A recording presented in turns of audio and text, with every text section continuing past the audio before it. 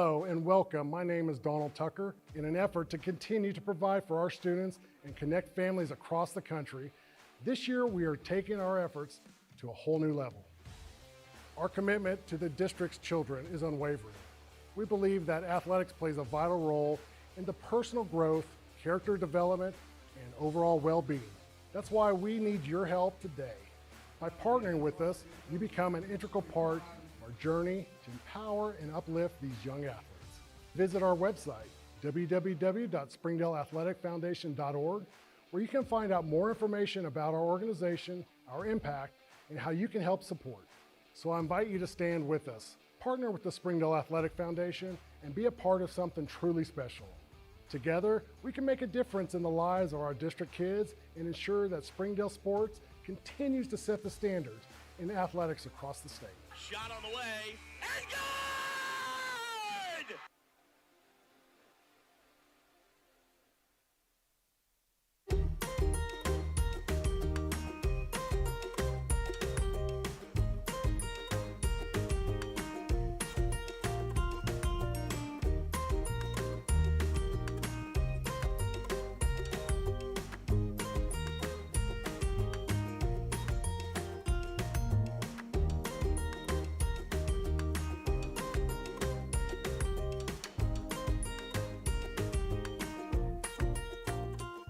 During the Great Depression, nothing came easy. But with just 5 cents, an old truck, and a load of hay, John Tyson and his family found a way to deliver quality chicken to other hardworking people. Today, Tyson continues to find new ways to help put a chicken in every pot. Because people deserve farm-raised chicken of the highest quality. At Tyson, we remain committed to this simple promise: to always keep it real, to always keep it Tyson. In Springdale, school feels like home because here, safe neighborhood schools mean we don't just teach class, we teach your child. Come home to Springdale schools. Sometimes a dream car has nothing to do with horsepower or performance. My dream car is the one that gets me to my job every day. The one that lets me help a friend in need. I didn't think I had the credit. My credit score wasn't that good. But Car-Mart believed in me. They believed in me. My dream car, a 2016 Nissan Sentra. What's yours? America's Car-Mart. You keep the dream, and we'll keep you on the road.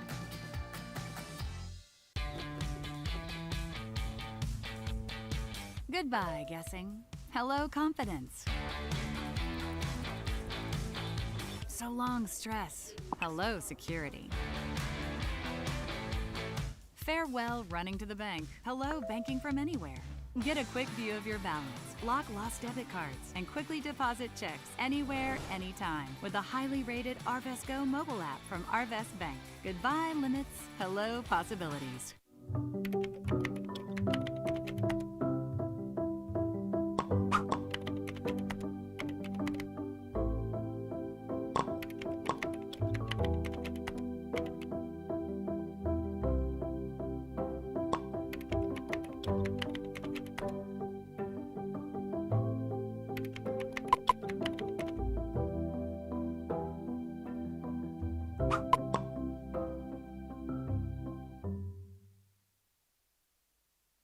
My name is Adobe, and this is my success story. When I started as a team member... Oh my gosh, the receiver actually works. Look at this. Usually the receiver actually works. Like, no problems whatsoever. Yeah, hold on. There's no, like, you can move it however you want. Okay, Yuli, would you actually, before we start, take this and walk all the way over there so I can make sure that it has range. Okay, do you want me to go downstairs and then up or down? Just to test if it'll be.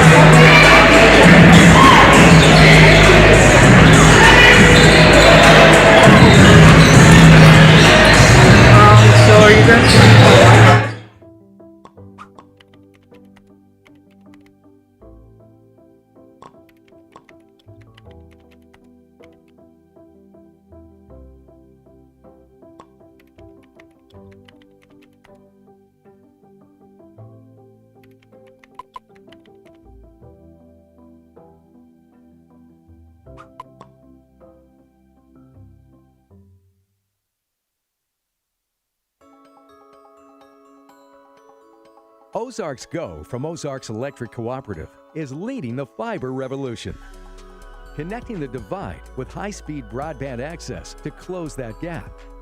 From cloud to cloud, post to post, from downtown to way out of town, to connect our customers to a world of blazing speed and access to absolutely everywhere. It's our customers connected. I'm Don Strubing. It's because of the generosity of people like you, we are able to fully support the Fuel and Feed program. For this, we thank you and appreciate your help. I support Springdale Athletic Foundation because they care about our student athletes. My name is Zach Arns. I'm voice of the Springdale Bulldogs. Thank you for donating to the Fuel and Feed program. I support the Springdale Athletic Foundation because they care about our student athletes. The Fuel and Feed program raises money to help pay for pregame and postgame meals for kids and coaches. In addition, we raise funds to buy athletic footwear for the students to compete in. I'm Donald Tucker, Executive Director of the Springdale Athletic Foundation. Please take this time to help our students and coaches. Visit the link on the screen to donate now. On behalf of Springdale Schools Athletics, I want to say thank you. Thank you for your support.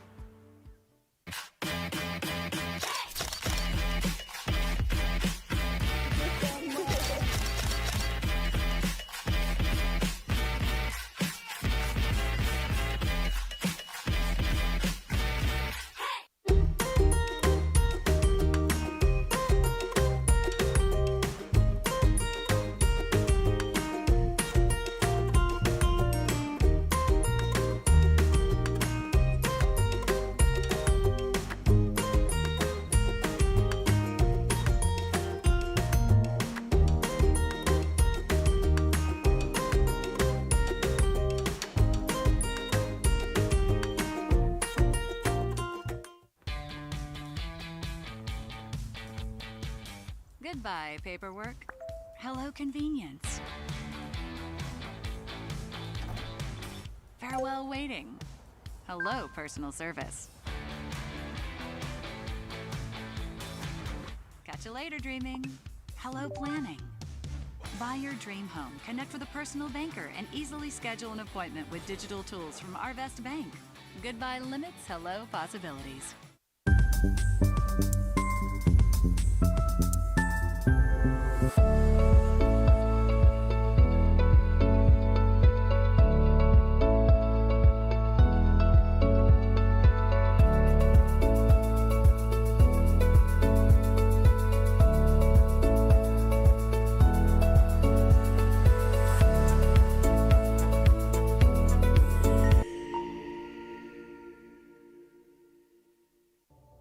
I'm Jason Jones, principal at Springdale High School.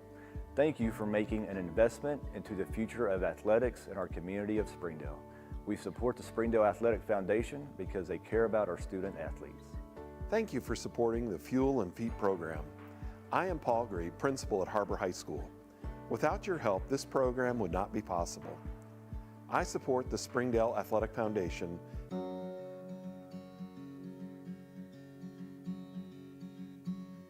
Hometown. That word still means something here. It means we're neighbors. We do the right thing. We care about your family. And you deserve the very best every time you walk in the front door. Harps. Hometown fresh. In Springdale, school feels like home. Because here, safe neighborhood schools mean we don't just teach class, we teach your child. We have the resources and pathways to fuel any passion. We're small enough to know exactly who you are and big enough to get you exactly where you want to go. Come home to Springdale Schools. Accidents are never planned. But no matter how small, every emergency that involves a child is a big deal. It's everything. That's why we're here. Arkansas Children's Northwest offers the only pediatric emergency room in Northwest Arkansas with fast access, pediatric experts, and kid-sized care. Peace of mind when you need it most. Thank you for supporting the Fuel and Feet program. I'm Jared Park. Without your help, this program would not be possible. I support the Springdale Athletic Foundation because they care about our student athletes. Hi, my name is Brett Hobbs. I'm the head football coach at Springdale High School. Thank you for making an investment into the future of athletics in our community of Springdale. We support Springdale Athletic Foundation because they care about our student athletes. The Fuel and Feed program raises money to help pay for pregame and postgame meals for kids and coaches. In addition, we raise funds to buy athletic footwear for the students to compete in. I'm Donald Tucker, Executive Director of the Springdale Athletic Foundation. Please take this time to help our students and coaches. Visit the link on the screen to donate now. Thank you for your support. On behalf of Springdale Schools Athletics, I want to say thank you.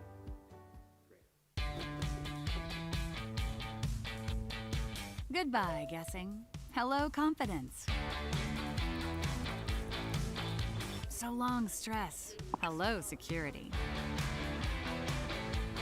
Farewell, running to the bank. Hello, banking from anywhere. Get a quick view of your balance, lock lost debit cards, and quickly deposit checks anywhere, anytime with the highly rated Arvest Go mobile app from Arvest Bank. Goodbye, limits. Hello, possibilities.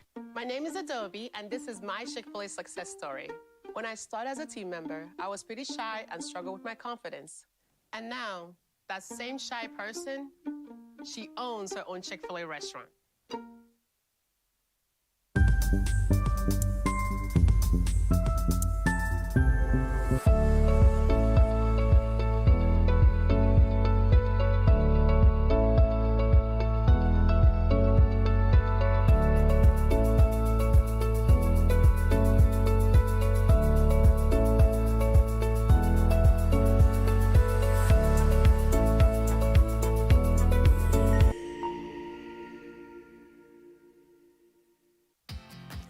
Sometimes a dream car has nothing to do with horsepower or performance. My dream car is the one that gets me to my job every day. The one that lets me help a friend in need.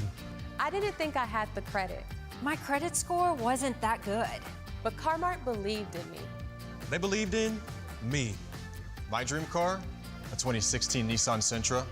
What's yours? America's Car Mart. You keep the dream, and we'll keep you on the road. Hello and welcome. My name is Donald Tucker. In an effort to continue to provide for our students and connect families across the country, this year we are taking our efforts to a whole new level. Our commitment to the district's children is unwavering. We believe that athletics plays a vital role in the personal growth, character development, and overall well-being. That's why we need your help today. By partnering with us, you become an integral part journey to empower and uplift these young athletes. Visit our website, www.springdaleathleticfoundation.org, where you can find out more information about our organization, our impact, and how you can help support. So I invite you to stand with us, partner with the Springdale Athletic Foundation, and be a part of something truly special. Together, we can make a difference in the lives of our district kids and ensure that Springdale sports continues to set the standards in athletics across the state. Shot on the way, and good!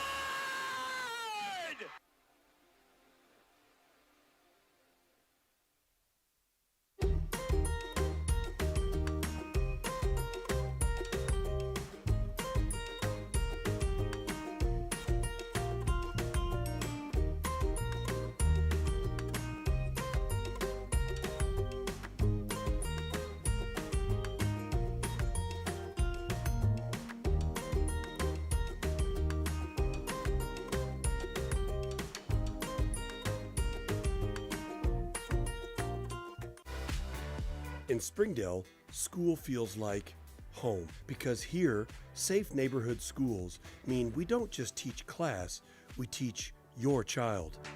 Come home to Springdale schools. And good evening, ladies and gentlemen, and welcome to One City Basketball presented by the Springdale Athletic Foundation TV. It's the final night of the 2026 regular season, and you know what that means. It's the Battle of the Dale Part 2. The Springdale Bulldogs hosting the Har-Ber Wildcats. Glad you're joining us wherever you may be. I'm David Simpson, the voice of the Wildcats. We will have Zach Arns, the voice of the Bulldogs, joining us probably about midway through this girls' game. But for now, I'm riding solo until he gets here. Har-Ber Lady Wildcats are 26-4 on the season, 15-0 in conference play. They just cut down some nets Tuesday night, clinched the regular season conference title in the 6A West. As for Springdale, they're 16-12, 7-8.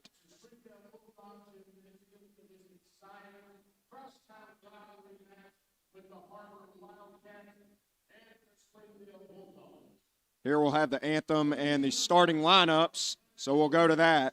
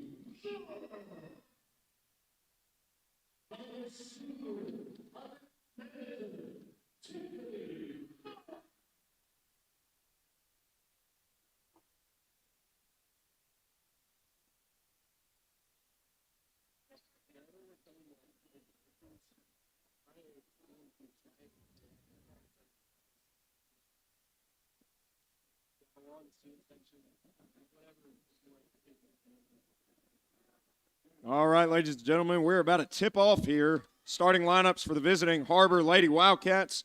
Number 3, McKinley Campbell. Number 4, Madison Campbell. Number 15, Gracie Davenport. Number 22, Maya Haney. And 23, Sanaya Coachman. For the home team, the Springdale Lady Bulldogs. They got number 2, Destiny Januna. 3, Aaliyah Serrano. 12, Charlene Hudson. 13, Kaya McCoy. As they go immediately down to 3 ball on the way, no good. Offensive rebound. That's no good by McKinley Campbell. And running the floor quickly, Kaya McCoy can't finish. And here comes Madison Campbell. Quickly into the front court. Look at that speed. She gets to the rim for 2. And Springdale now on a press break. Looking inside to Miller. Fumbles it. It's loose. She's on it. Tied up. Possession arrow is going to favor Springdale.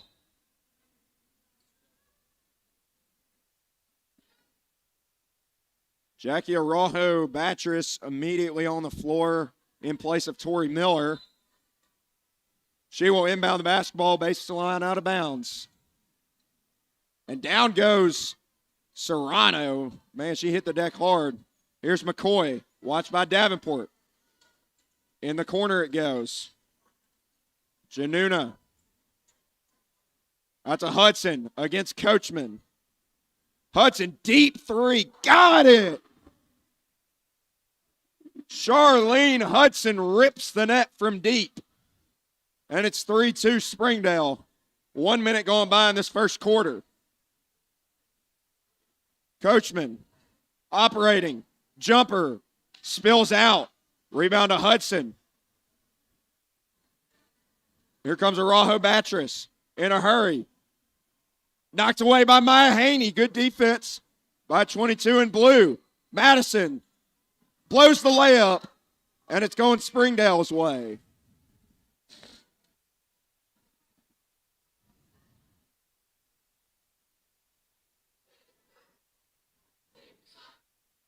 The Lady Wildcats are unbeaten in conference play, but it's the Bulldogs coming out with some fire. And here's Charlene Hudson. Oh, she might have got away with a walk there. Now Serrano. Watched by Coachman. Tough pass, and it's turned over. The Lady Bulldogs are tied for 5th in the 6A West with Bentonville, whom they played Tuesday night and fell in a heartbreaker on a last-second layup, 53-51. Here's Coachman. They swing it around to Davenport. Davenport probing, looking for a cutter. Has Madison, and she's going to draw a foul. Charlene Hudson cannot believe it. She thought she was set. The officials thought otherwise.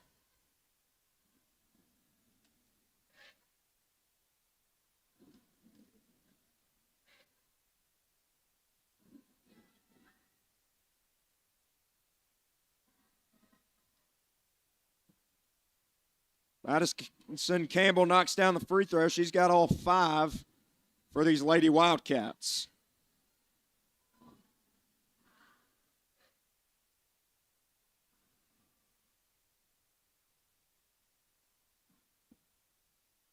Sorry, I accidentally put down an extra bucket for her. She's got all 4.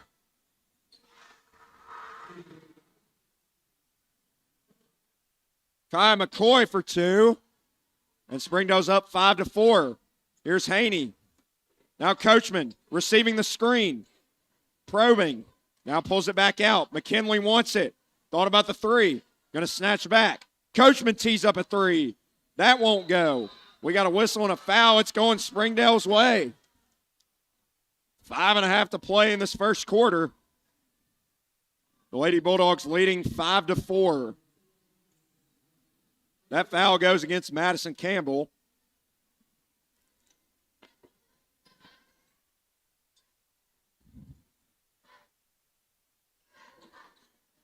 And here comes Charlene Hudson on the hesitation. Trying to shake free. Can't hit it. Rebound comes down to Coachman. She might look to take it herself. Skips it to McKinley. Haney, short corner jumper. That's off the mark. Rebound loose. Picked up by McCoy. Springdale's got numbers. McCoy tees up a 3. No good. Off the back of the iron, it won't go. Rebounded nobody. It'll go to Har-Ber. Under 5 to play.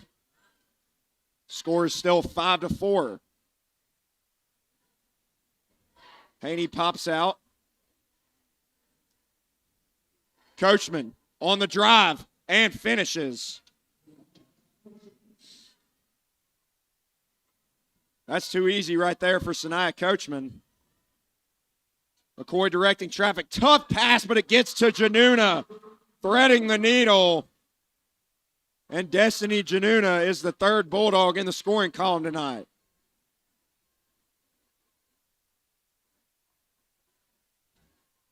Haney on a post touch. Got it. That's too easy. Size mismatch against Arajo Batris. Now skips it to Januna. Hudson's got it back. Arajo Batris thought about the 3. McCoy attacks. Throws it up. Won't go. Offensive rebound. Underneath to Januna. She can't finish. Rebound by Maya Haney. Here comes Madison Campbell. Quickly into the front court. Sets up her sister. Was surprised she was so wide open. Can't finish. Haney trying to save it and can't. Ball out of bounds going back to Springdale. Avalon Meeks into the ball game. She is number 22 for the Bulldogs. 8-7 Har-Ber leads. 3:27 to play in the first quarter.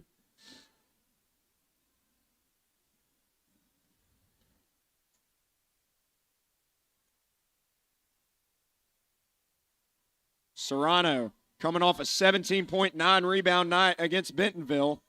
Hudson trying to shake free. Behind the back. Skips it to the corner to Meeks. Meeks on the drive, trying to draw contact and does. She'll head to the line for 2. Gracie Davenport picks up the foul.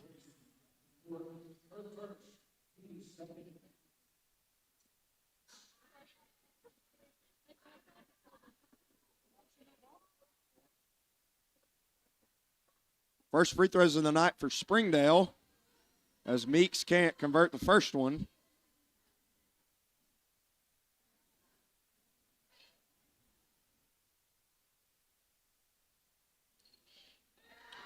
She does get the second one. Splits a pair at the line. We're all even at 8.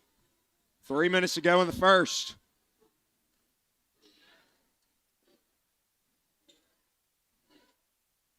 Coachman attacks again. Slips inside. Using the glass to perfection. And Aaliyah Serrano with a quick answer.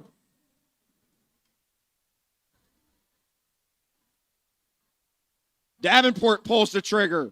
No good. Offensive rebound by Madison Campbell, and she sticks it back in. Madison's got a quick 6.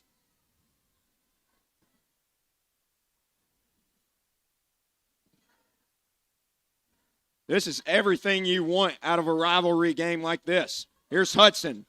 They come to bring the double. She splits it. Gets downhill. Sets up McCoy for three. That's good. Rattles it home. Kaya McCoy. She's got 5. And the Bulldogs back on top. Haney. Davenport. 3. Money. Gracie Davenport. Neither team can get a stop right now. Hudson too strong. And an offensive rebound. There's the stop for Har-Ber. McKinley quickly downhill, being hounded by McCoy. Looking for somebody. Coachman.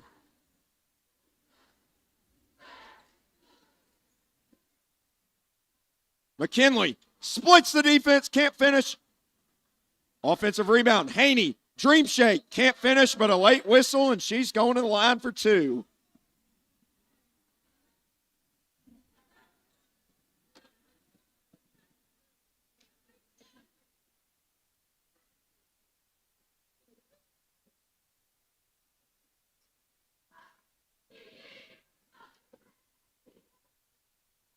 So Maya Haney heads to the stripe for the first time. Sinks the first free throw.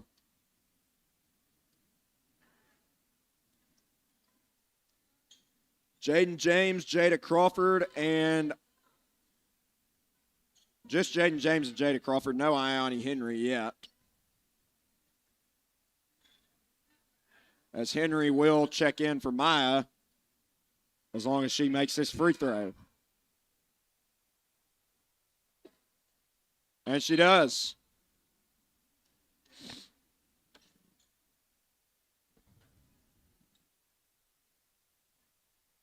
Last meeting between these two teams, it was all Lady Wildcats. As many games for Har-Ber have been all this season. They defeated Springdale 71-37 back at Wildcat Arena. So here's Hudson. Jaden James draws the assignment. Man, she's got the tight handle. Gets inside and floats it in. What a baller Charlene Hudson is. 15-17. Lob it inside to Coachman. Operating. Turnaround. It drops. Sanaya Coachman doing work inside early. About a 3-second differential between shot and game clock. Har-Ber up by 4. Their largest lead of the night.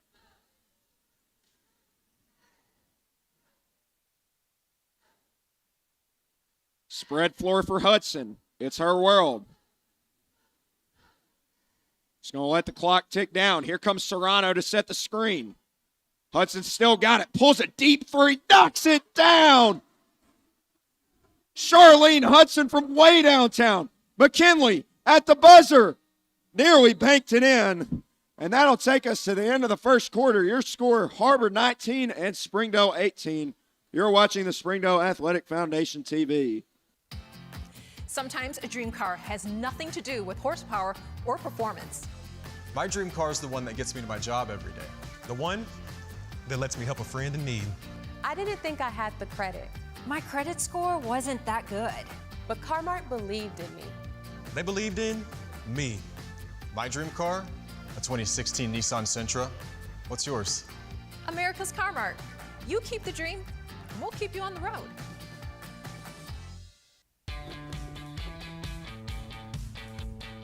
Goodbye, guessing. Hello, confidence. So long, stress. Hello, security. Farewell, running to the bank. Hello, banking from anywhere. Get a quick view of your balance, lock lost debit cards, and quickly deposit checks anywhere, anytime with the highly rated Arvest Go mobile app from Arvest Bank. Goodbye, limits. Hello, possibilities.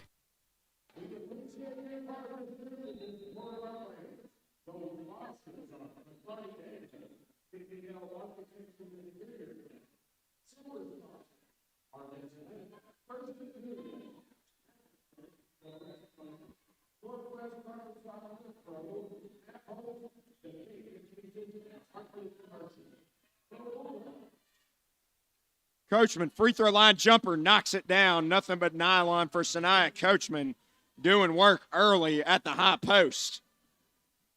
And quickly on the other end, there's an answer from Avalon Meeks. Springdale is red hot from beyond the perimeter tonight. We're all squared at 21. Here's the hot hand, Coachman. Hesitates. Attacks to her left. Ball gets free. McKinley loses it. Somehow comes away with it. They're going to wave it off and call her for a travel. Was definitely the right call.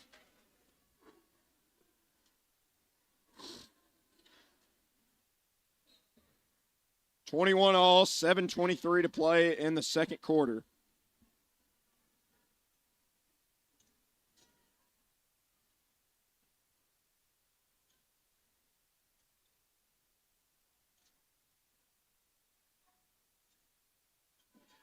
Hudson and McCoy, these are the gears that make this Springdale team go.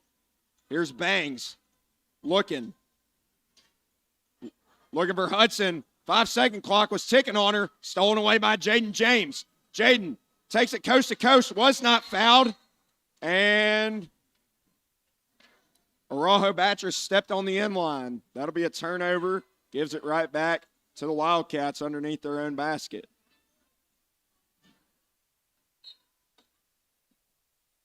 McKinley Campbell to inbound. Lobs it into Coachman.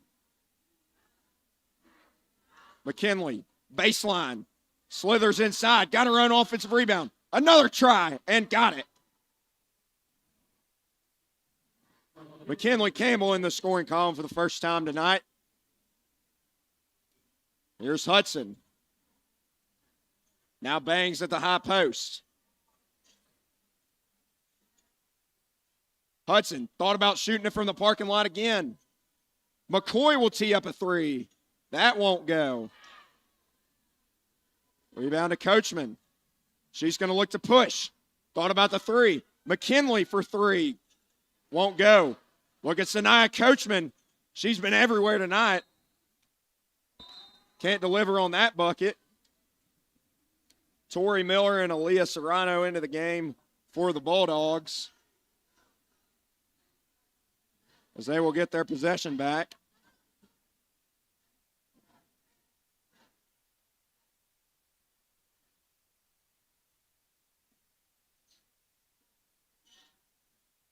Hand off to Hudson. Fakes the three. To her left. Scoops it up and in with that soft touch. Charlene Hudson into double figures. Coachman loses her dribble. Good defense by McCoy. And McCoy's going to pick up a foul.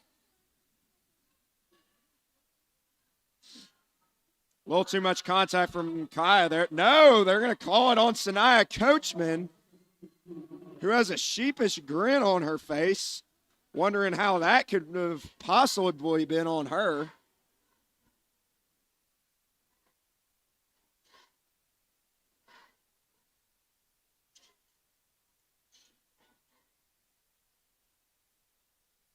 Araujo Battress. Out to McCoy.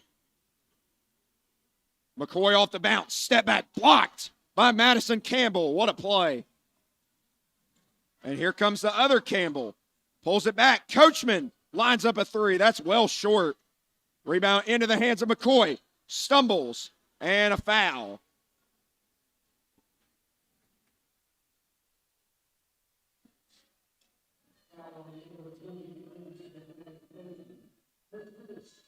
Sanaya Coachman picks up her first, so that last foul was not on her. Might have been on one of the Campbell twins. Second team foul for Har-Ber. Serrano. Out to Araujo Battress. Nails the three.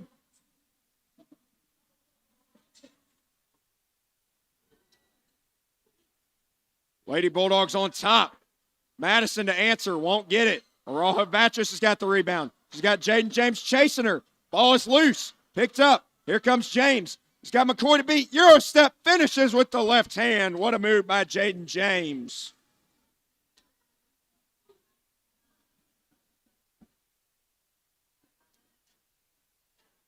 Springdale still up by 1.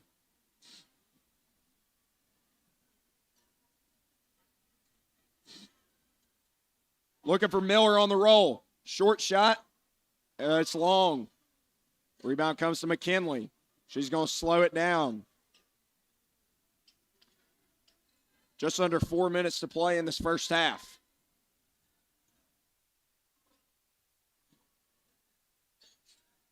Madison thought about it. Cut off nicely. McKinley will try a 3 and splashes it home. And if you like offense, this is the game for you. Another lead change as Har-Ber regains the lead. Hudson. Out to McCoy. Pops a quick trigger 3. Air ball.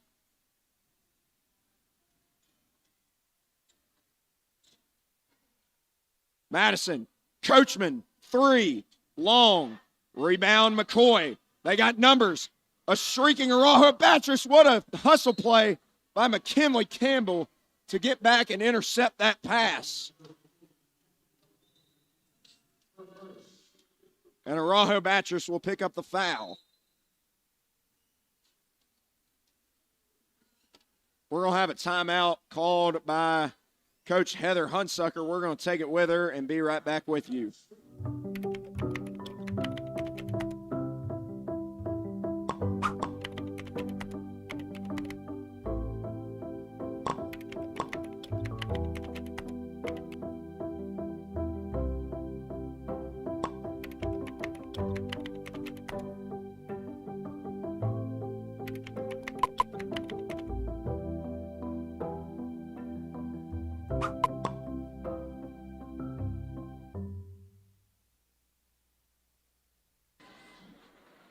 All right, back with you live here from Bulldog Arena on the campus of Springdale High School. It's been a shootout early if you're just joining us. The Har-Ber Lady Wildcats lead 28-26. Lady Bulldogs have kept themselves in this game with a barrage of three-pointers, especially from Charlene Hudson, who's hit 2 of their 5. Coachman operating. Skips it to Haney. Baseline drive. Now back out to Coachman. Watched by Hudson. McKinley Campbell. Another 3. McKinley Campbell from downtown once again. She's got 8.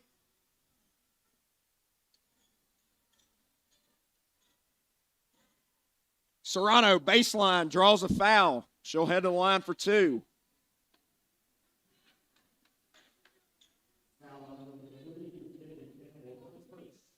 Good news, Springdale fans. Voice of the Bulldogs, Zach Arns, is here, and he will join us shortly.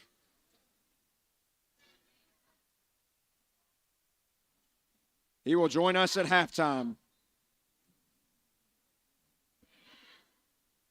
That free throw goes down for Alea Serrano.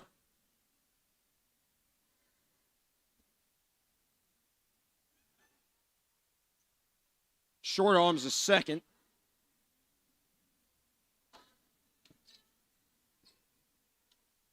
Haney flashes. Coachman off the Haney screen. Now goes McKinley, thinking about a heat check. Turns the corner. Haney, baseline, in a crowd. McKinley, left open again. Got it again! McKinley Campbell is a flamethrower. 3 triples for number 3. 34-27, largest lead of the night. Step back triple blocked by Madison Campbell. McKinley ends up with it. Needs some help. Has it with her sister. Madison quickly downhill. The spin, the fake, the shot, but not the score. And McCoy streaking out quickly. Got led a little too much. Now going to have to pull it back out. Hudson thinking about pulling the trigger. Between the legs. Inside, no good. Good defense there from Gracie Davenport. 1:25 to play in the second quarter. Coachman running the floor. Easy layup. And another timeout. This will be a full timeout called by Springdale. We will take it with them. You're watching the Springdale Athletic Foundation TV.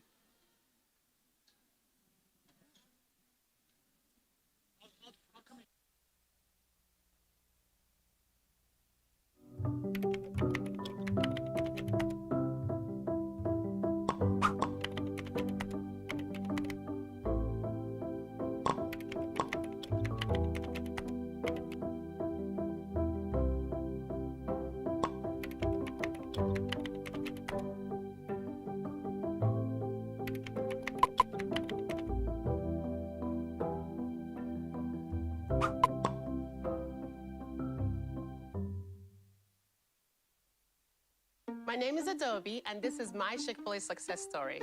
When I started as a team member, I was pretty shy and struggled with my confidence. And now, that same shy person, she owns her own Chick-fil-A restaurant.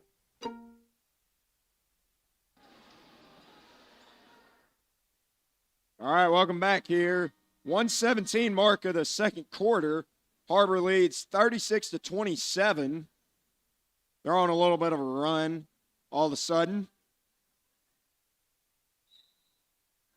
So you got to give credit to these Springdale Lady Bulldogs for staying in this game against a very dominant Har-Ber Lady Wildcat team. Januna pops a three. Air ball. Going back to Har-Ber. That will not help Springdale. McKinley Campbell's had the hot hand. She's got the ball here. Haney flashes. Fakes the handoff. Now it's Davenport. Underneath the coachman. Can't finish. Maya Haney ties up Kai McCoy. It's going to be a foul on Haney.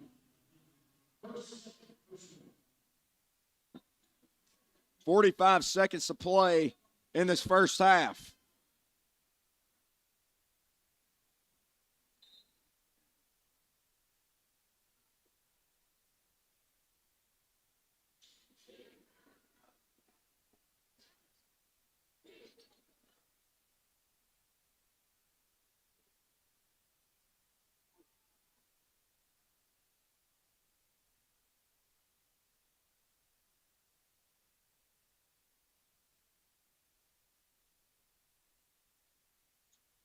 Charlene Hudson matched up with Madison Campbell.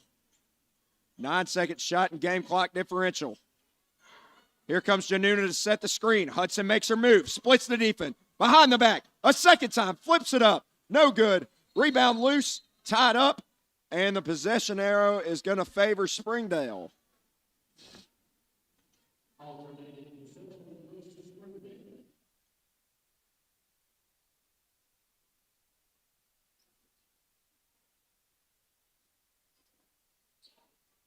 The ball did not hit the rim, so I believe, nope, shot clock is unplugged. So the Bulldogs will get the last shot, most likely. Hudson turns the corner, floats it up, off the glass, too strong, batted around, gets her own rebound, and she'll head to the line for two with 5.5 to play. McKinley Campbell picks up the foul.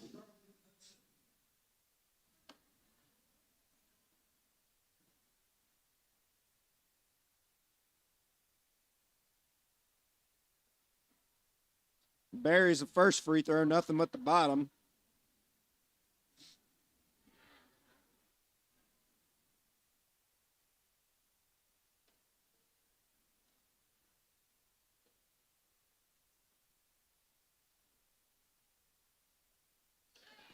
Two for Charlene Hudson. Final seconds, and Madison Campbell's fouled. About 1 second ticks off the clock here. They'll have 4 seconds to go the length of the floor. And they give another foul. Springdale can give one more without putting them in the bonus. Not sure if they will elect to do that. Malia Bangs checks into the game, and Madison's going to be fouled. 2.2 to play. Now you don't foul if you're Springdale.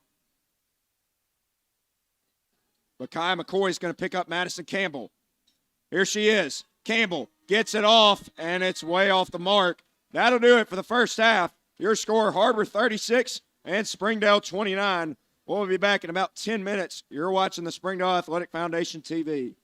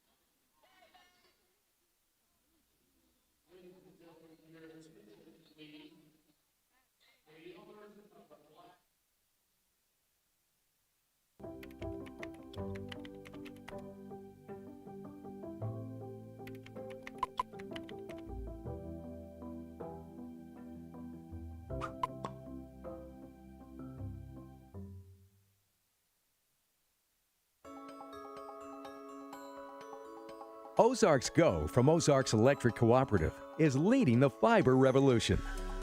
Connecting the divide with high-speed broadband access to close that gap. From cloud to cloud, post to post, from downtown to way out of town, to connect our customers to a world of blazing speed and access to absolutely everywhere. It's our customers connected. I'm Don Strubing. It's because of the generosity of people like you, we are able to fully support the Fuel and Feed program. For this, we thank you and appreciate your help. I support Springdale Athletic Foundation because they care about our student athletes. My name is Zach Arns. I'm voice of the Springdale Bulldogs. Thank you for donating to the Fuel and Feed program. I support the Springdale Athletic Foundation because they care about our student athletes. The Fuel and Feed program raises money to help pay for pregame and postgame meals for kids and coaches. In addition, we raise funds to buy athletic footwear for the students to compete in. I'm Donald Tucker, Executive Director of the Springdale Athletic Foundation. Please take this time to help our students and coaches. Visit the link on the screen to donate now. On behalf of Springdale Schools Athletics, I want to say thank you. Thank you for your support.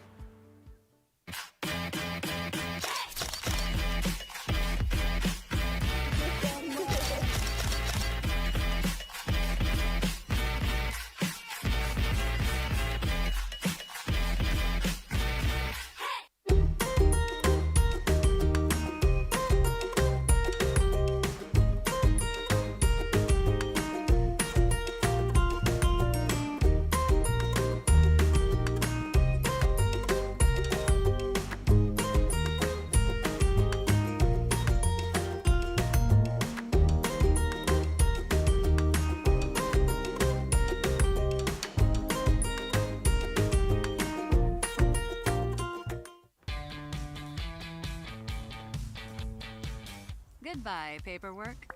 Hello, convenience. Farewell, waiting. Hello, personal service. Catch you later, dreaming. Hello, planning. Buy your dream home, connect with a personal banker, and easily schedule an appointment with digital tools from Arvest Bank. Goodbye limits, hello possibilities.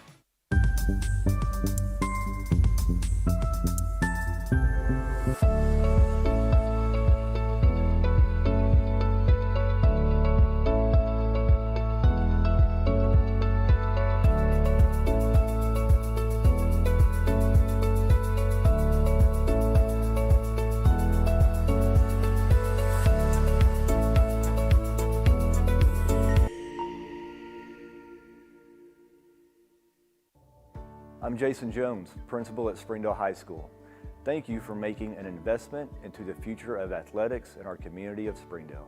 We support the Springdale Athletic Foundation because they care about our student athletes. Thank you for supporting the Fuel and Feet program. I am Paul Gree, principal at Har-Ber High School. Without your help, this program would not be possible. I support the Springdale Athletic Foundation.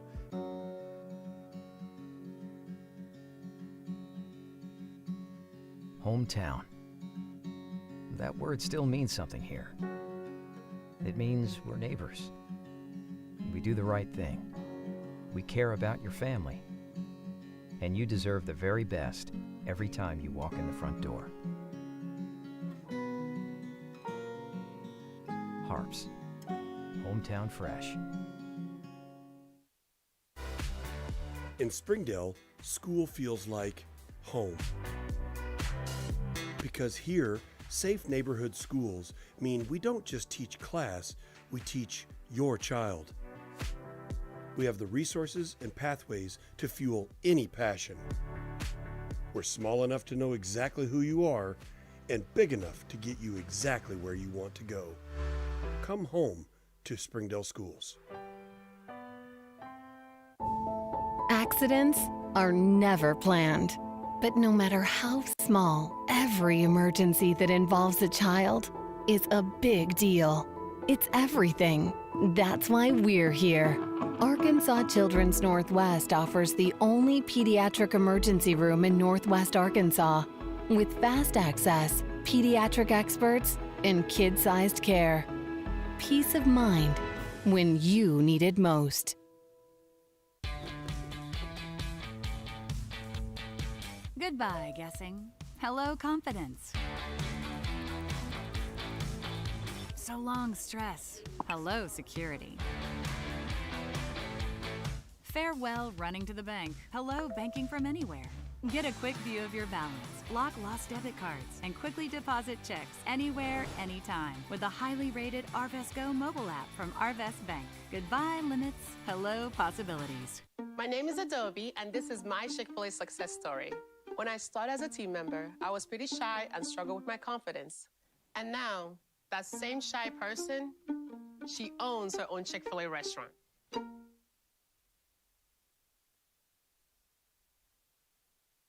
All right, welcome back for the start of the second half. Once again, your score, Har-Ber 36 and Springdale 29. With Zach Lawrence, the voice of the Bulldogs. I made I'm it. David Simpson, the voice of the Wildcat. I made it. And Zach, I know you just got here, but it was a hot shooting first half for both sides. And Springdale's hung around after falling in the first matchup 71-37 at Wildcat Arena. Yeah, same formula that the first game followed, which was Springdale hung tough for about a quarter and a half. Har-Ber ends on a strong run. And now for Springdale, you got to stem the tide. You've got to, we know how much, Sanaya Coachman can explode and the Campbell twins can explode. You've got to keep that under wraps here. And Springdale's got to find a secondary score. Just watching a couple of minutes here, and I was watching in the car as I was driving over. I mean, too much is being put on Charlene Hudson right now. Too much usage. You're handling the ball too much. Somebody's got to score with her. Somebody's got to help her out. And Springdale's got to get easier shots. The length of Har-Ber is certainly bothering them in the first half. And, Springdale is a smaller team. They're not as fast as Har-Ber, so you're going to have to kind of muck this up in the second half and knock down open shots when you get them. All right, here we are. It'll be Har-Ber ball to start this second half. Here's McKinley Campbell. She had the hot hand, hit 3 triples on her way to 11 points. Charlene Hudson led the Bulldogs with 12, and that's a bad pass. Kaya McCoy in a foot race to get it, and she is fouled by Maya Haney. That's Kaya at her best. It's quick hands. It's defense leads to offense, and when Kaya gets to the line, good free throw shooter, over 70% on the year, will knock down free throws. And if Springdale's going to climb back into this, you got to have those free throws. You got to have easy baskets. You can't let this Har-Ber team just sort of lean on you and wear you down. Absolutely. Against a team like Har-Ber, you got to get these points when the clock stops. And as I say right there, that jinx her. Rattles out. It's going to be tough. I mean, Springdale, again, a smaller team. I mean, you can see them at the foul line. Springdale, a smaller team, especially at the 3 and the 4 spots.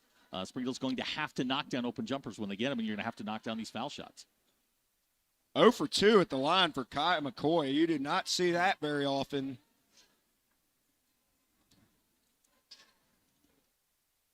Madison Campbell's got it. Now Coachman flashes. It's a tough matchup. Free throw line area, pull-up jumper. That's no good. Fight for the rebound. McCoy's got it, and she's tripped up by Sanaya Coachman. That's a shot you expect Coachman to make. That's a tough matchup for Tori Miller. Tori Miller, a traditional low-post player trying to guard a true wing, one of the best wings in the country, top 50 wing, and that's a tough matchup. Springdale gets lucky. You got to convert on this.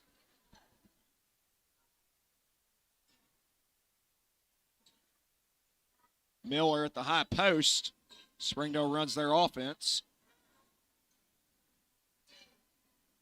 It's Serrano off the bounce. Stops. Out to Hudson. 12 on the shot clock. Hudson makes her move, trying to shake free from Coachman. And Coachman sends her to the floor. Rejects the shot. Here comes Sanaya running. Tees up a 3. Comes up way short, but Madison Campbell, look what I found. Cleans up the loose change. That's what I was talking about. The length of Har-Ber is tough. Sanaya being, putting her on the point of the zone, that's a really, really tough matchup for anybody, let alone Charlene, who's about 5'7". Serrano floater might have been partially blocked by Madison Campbell.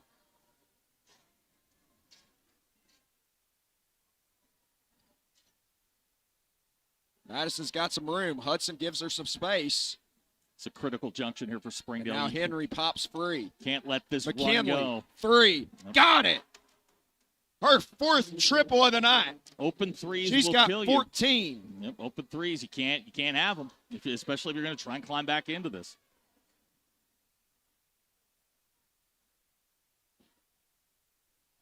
Now here's Hudson as the Wildcats have opened up their first double-digit lead of the night. Hudson trying to shake free. In amongst the trees, throws it up and in. Yeah, nice move by Charlene Hudson. Might have gotten away with a shove there. Yeah, I think it's very possible. And we got a 30-second timeout. We will take it with them. You're watching the Springdale Athletic Foundation TV. During the Great Depression, nothing came easy. But with just 5 cents, an old truck, and a load of hay, John Tyson and his family found a way to deliver quality chicken to other hardworking people.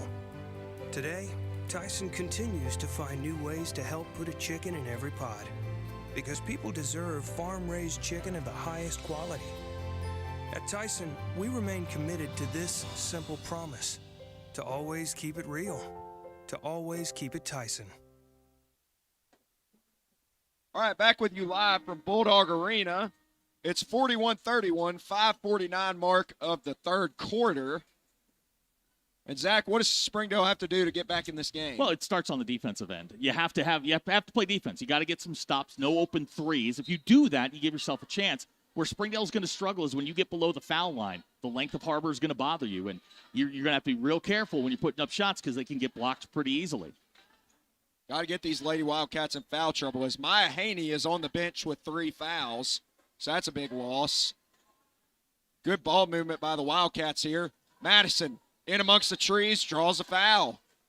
That's exactly what we were just talking about. Yeah, Tori came over the top. If you go up, you're okay. It's the second you move your hands to a 45-degree angle, they're going to call it. You just got to be careful with that. Just play with your hands straight up. And right there, Tori Miller, she's got the size advantage. She just has to put her hands up, and that's a tough shot for the smaller Madison Campbell. Not like she can't make it, but it just makes it all the more difficult. Avalon Meeks going in for Tori. That's an offense for defense swap. Our Springdale looking to get a little bit more offense with Avalon Meeks on the floor.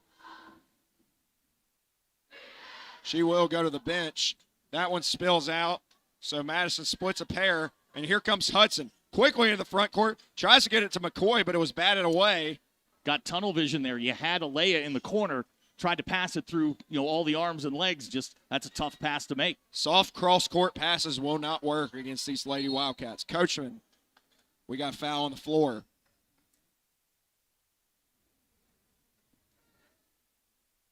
I think it went against Serrano.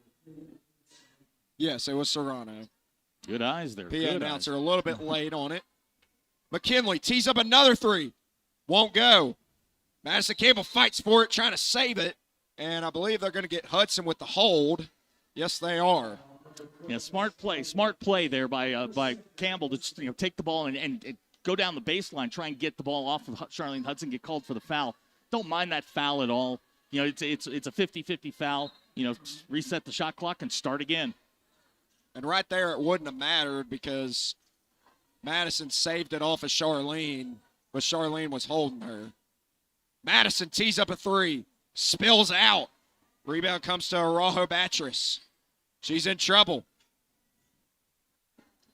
And here comes Kai McCoy. Quickly downhill, bursting into the lane, and loses her dribble, out of bounds, turnover. No, one official said Springdale ball, the other said Har-Ber. Yeah, I think Springdale's going to catch a break there. That's one of those unforced errors. Dribble it off your leg. That Springdale's going to get really, really lucky here. Got 35 on the clock. Now we're going to have a conference. The officials will have a discussion. I believe they're going to give the ball back to Springdale. Yeah, that's one of those things when you have that second discussion, everybody gets real nervous that the ball's going to head the other way. And then the crowd starts to get antsy and they start booing. The boo birds rain out. Yeah, that may have been. I think they were resetting the shot clock. I think that was the reason for the discussion. Okay. McCoy. Sanaya Coachman picks her pocket. And it'll stay with Spring. No, it's going to be a turnover. That's good defense, and that's one of those things you can't get too close to Coachman on the offensive end. Her arms and legs are so long. She can move laterally, and she can get to the basketball when you're simply just dribbling it, trying to set up your offense. She does move her feet really well. And here she is, trying to shake free. Gets to her spot, can't finish. Offensive rebound, stick back up and in by Coachman. That's why she is the number 39 player in the country in her class. You get the stuff. And that's a push off on Kai McCoy as the Lady Bulldogs starting to crumble a little bit. Yeah, Springdale's got to settle down. This is a very, very young basketball team, and this is one of those high-pressure, high-leverage moments. Got to calm down. Especially someone like Kai McCoy. She's way too valuable. You were way too valuable to the Springdale team to be picking up fouls like that. Very close to a 5-second count. Henry can't finish, but the offensive rebound and stick back by McKinley Campbell. Yep, they're going to get a timeout. Another timeout by Coach Hunsucker. She doesn't like what she's seeing at all. We will take it with them and be back with you. Sometimes a dream car has nothing to do with horsepower or performance. My dream car is the one that gets me to my job every day. The one that lets me help a friend in need. I didn't think I had the credit. My credit score wasn't that good, but Car-Mart believed in me. They believed in me. My dream car, a 2016 Nissan Sentra. What's yours? America's Car Mart. You keep the dream, and we'll keep you on the road.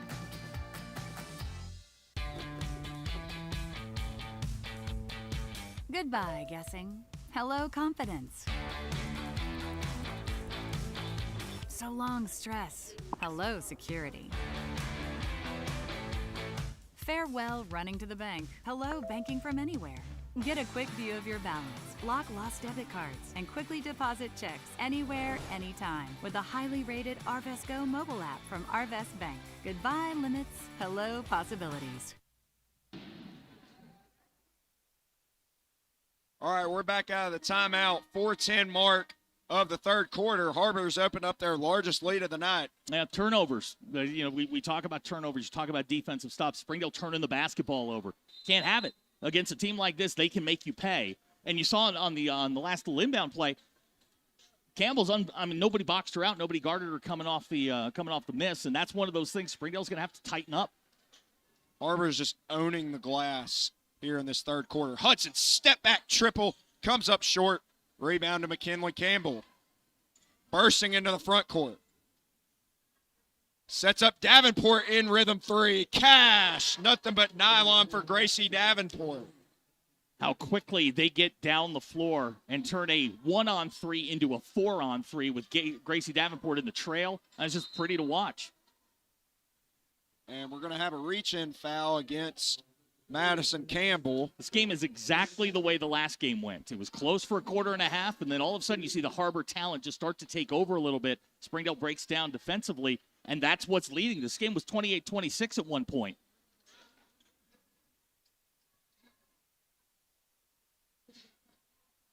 A 21-3 run. And look at McKinley Campbell, first to the floor. Madison, she's got Coachman. Wide open layup. That's turning defense into offense 101. Yeah, that's another unforced error by Springdale in the backcourt. That should have been an easy pass, just couldn't complete it.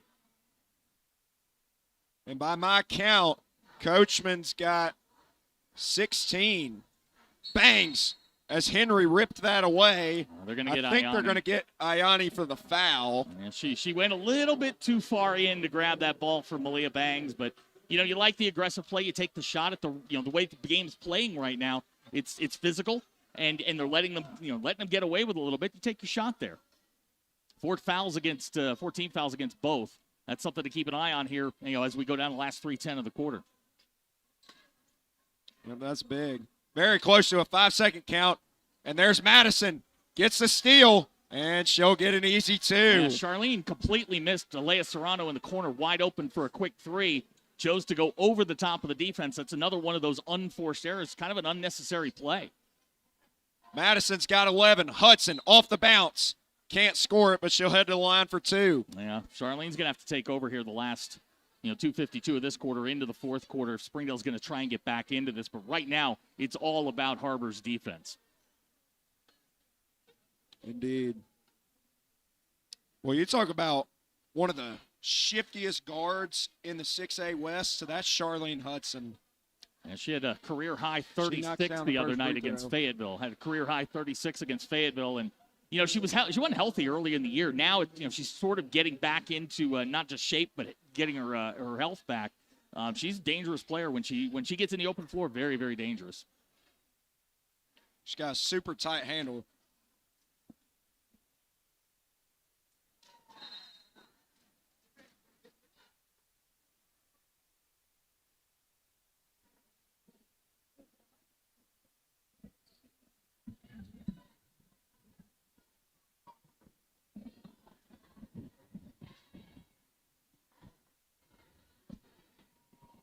Davenport's got it. Gets the screen from Henry. Now McCoy switches onto her. They swing it into the corner to McKinley. Pops another three. That's long. Rebound batted out of bounds. It is going to stay with Har-Ber.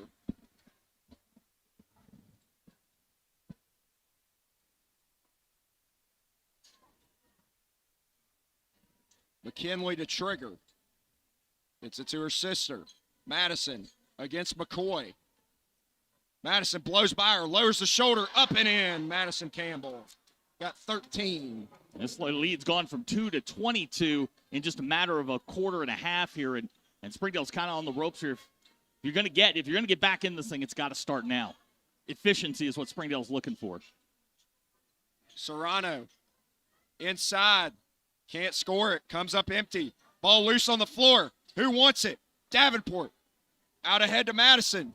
She's going to take it all the way. And one. Counted in a foul. Madison Campbell. She's going to the line for, oh! She's going to get teed up. We got a little extracurricular. We got a double tech, I believe, on Madison Campbell.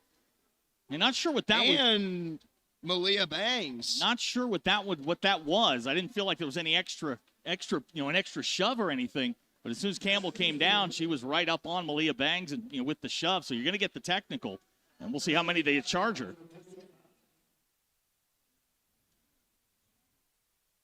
Yep, she just got the and one, decided to let her know about it, and Bangs wasn't having it, so gave her a little bit of a shove.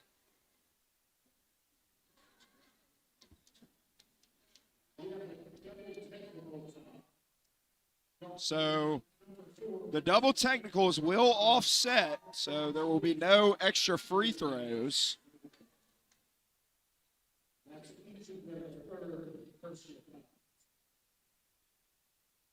And the officials, I think, are going to have a discussion here with the coaches. Yeah, Campbell's got to shoot the and one first before we can do anything else.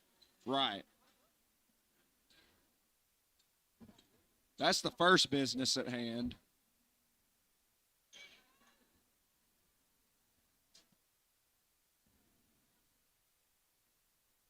And she comes up empty, so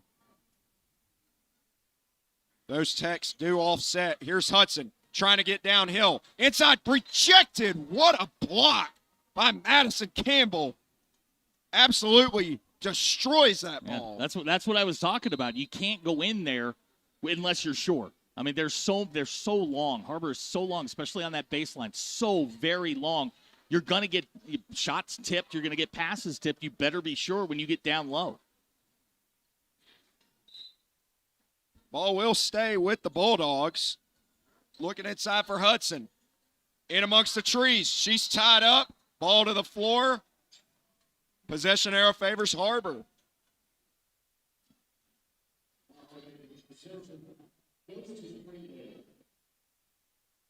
Or excuse me, favors Springdale. It was pointed to Har-Ber on the scoreboard down there in the direction of Har-Ber's score on the scoreboard. Huge three by Kaya McCoy, her second of the night. That's Kaya at her best, is getting those kind of shots off. Has been few and far between tonight.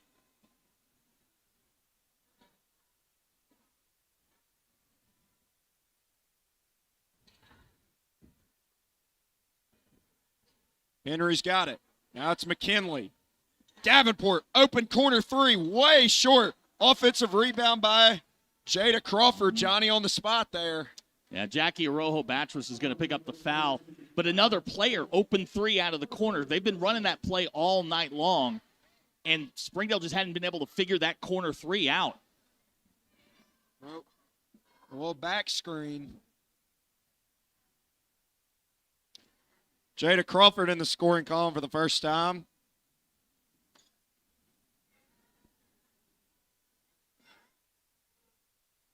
And she buries two, 59-36, 1:13 to play in the third quarter.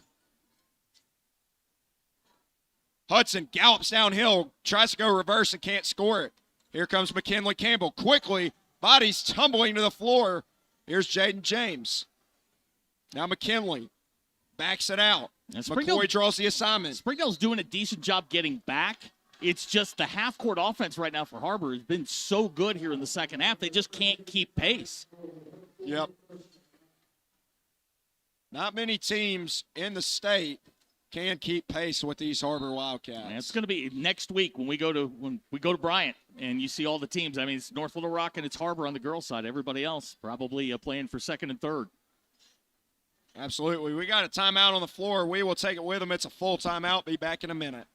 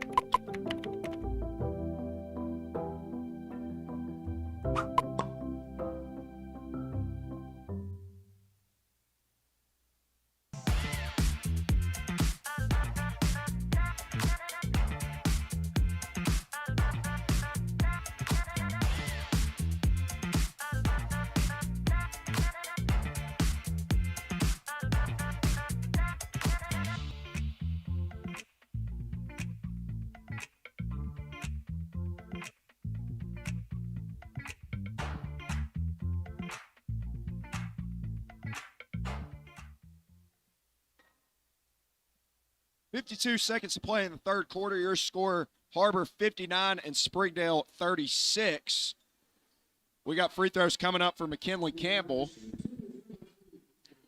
Yeah, this third quarter for Springdale hasn't quite gone the way that they wanted, but this, credit Har-Ber again. This is why they're the conference champs. This is why they're one of the favorites down in Bryant next week. They play at a different pace than most teams in the state of Arkansas. Springdale's just got to find a way to keep up. They have struggled at the free throw line a little bit in this third quarter. Both sides have, actually. McKinley splits a pair at the line. 60-36. Quick trigger.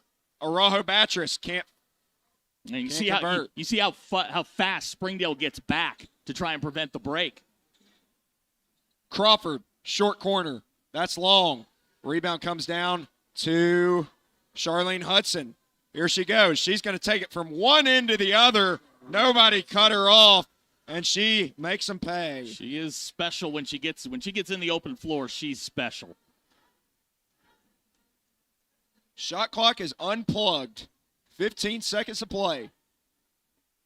Looking for Davenport in the corner again. And this time she rings the bell. It took a minute, but it did decide to fall. Her third triple of the night. She's got 9. It's final seconds. Same Hudson, play they've run all night. That'll count if it goes, and it's no good. That'll take us to the end of 3. Har-Ber up 63-38. We'll be back in about a minute for the fourth quarter.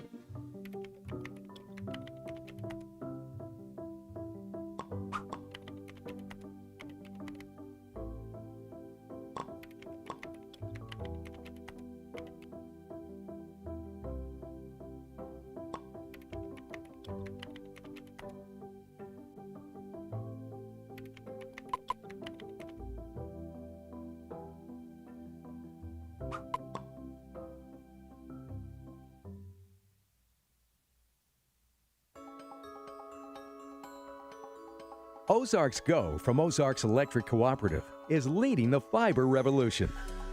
Connecting the divide with high-speed broadband access to close that gap. From cloud to cloud, post to post, from downtown to way out of town, to connect our customers to a world of blazing speed and access to absolutely everywhere. It's our customers connected. I'll ask him. All right, here we are, fourth quarter. It's a close game at halftime, 36-29 at halftime, Zach, and now it's 63-38. The exact same game we saw the last time these teams got together a month ago. Close in the first half, Har-Ber stretches it out in the second half, and now just trying to close this thing out and head to Bryant next week. Coachman off the dribble. They swing it in the corner to McKinley. Around the horn to Crawford. She's got a lot of room. Coachman left alone for 3. In and out. Rebound comes down to Jada Crawford. Har-Ber's just beating the Bulldogs to the offensive glass tonight. High-low action to Haney. Nice bounce pass to Jaden James for the deuce. It's a nice cut, nice pass. That's how you want to draw it up. Get the offensive rebound, and then you run a nice little underplay. Hudson gets the screen. They come out to Hedge. Hudson off the dribble, spins, fakes, shoots, scores.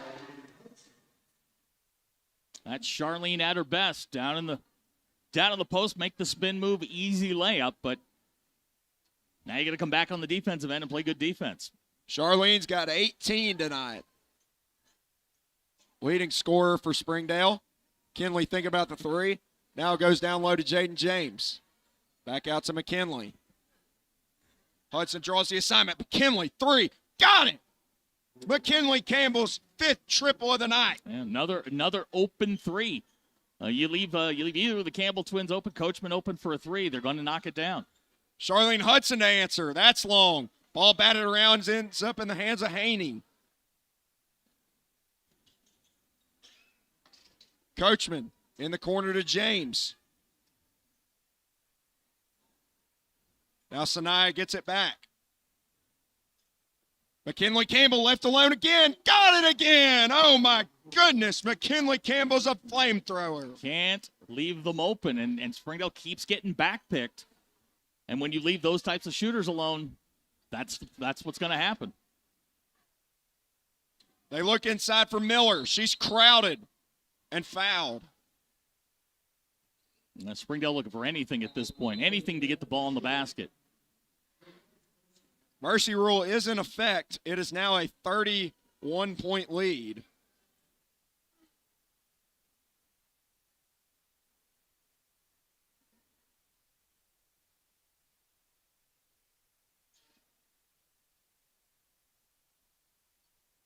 Hudson trying to get free, and it's turned over. Here comes Jaden James. She's got McKinley running the floor, fakes, goes up and scores. Again, lazy on the pass. You turn it over, and then all of a sudden, here comes Har-Ber the other way. McCoy has her pocket picked. Here comes McKinley Campbell. 3-on-2 if they hurry. James, the layup. More turnovers, and Har-Ber takes advantage of them, and we're back where we were at the end of the first game that Har-Ber won over across town. Hudson buries the three. Give her 21. Yeah, it looks like Springdale's going to empty the bench. Looks like everybody's going to get in tonight on senior night. Coachman for three. Got it. Her first triple of the night. And Springdale is going to empty the bench here. Yeah, changes coming for the Dogs. Lauren Toston is in. Alexa Izalde, Deborah Ramirez, Jamie Hernandez all into the ball game. Nye Austin's in. Everybody's going to get some minutes tonight. It looks like Har-Ber's going to empty the same. And here comes one of my favorites. What number is she wearing tonight? Number 14, ironically. That is Ansley Roper, freshman out of Central. What is her name? Ansley Roper. Ansley Roper? Roper. Roper. With an R. Ansley played at Central this year on team to finish second in the conference. Jamie Hernandez trying to make it rain, and it comes up a little bit short. And Sophia Rubio Monk, golly, I can't speak. Struggled to pronounce Roper. Now I can't speak proper English. Anyway, here we go. Hernandez got it. Looking inside. Ball is loose, and a foul, I believe, is going to go against Brianna Davis.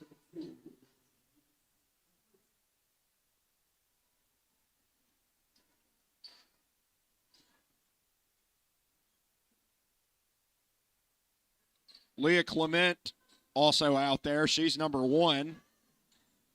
Into Ramirez against Rubio Monk. Nyla Austin thinking about it. Yeah, I've seen a lot of young faces out there right now for both teams. Elizalde can't hit, but it is going to stay with the Dogs. Mm-hmm. Like you said, a lot of young faces. A lot of young cats out here. And young dogs, for that matter. And a lot of these girls I've seen during the summer. And that one's stolen away by Roper. Yep. Here comes Clement. She's got Davis running the floor, and that was a travel and a half. I think she got away with it. Rihanna got away with that one. She traveled all the way back to Har-Ber High School. Oh, my goodness. Roper turns the corner, puts it up, and in. Ainsley Roper with her first varsity bucket. Yeah. Love that kid, man. She's a teammate of my daughter's, and absolutely love Ansley. Going to be a really good player in a couple of years. She's a good player now, but you give her a couple of years, you're talking about an absolute threat. Future can be bright for sure. Scoop layup won't go, but a foul as Hernandez will head to the line. And number 10 for Har-Ber into the game for the first time. That's Journey. Oh, so background here. Rihanna and Journey, Southwest Junior High. They're ninth graders. Ansley's a ninth grader. This is the future of the program right here. I mean, you're looking at Journey and Rihanna, two guards, played together forever. And Ansley, you move her to the 3. That's probably your future at the 3, the 2, the 1, 2, and the 3. Really, really good players. So they're rivals at the junior high level, but teammates on the varsity level. Yes, they are. It's good to learn to be teammates now because they probably will be in the future. Here's Davis. Davis off the bounce, drives inside, layup up and in. The Har-Ber bench loves it. McKinley Campbell giving the too little sign over there. Elizalde answers. That gets the Springdale crowd going.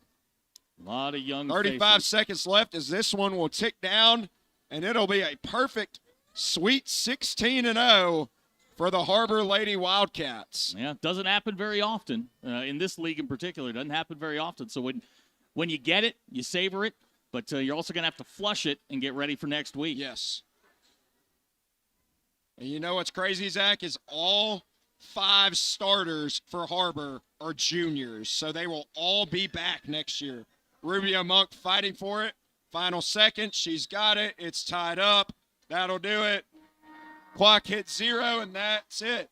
Har-Ber wins 82-46, completing the conference sweep this year. Don't go anywhere. We'll be back in just a moment for the boys' game.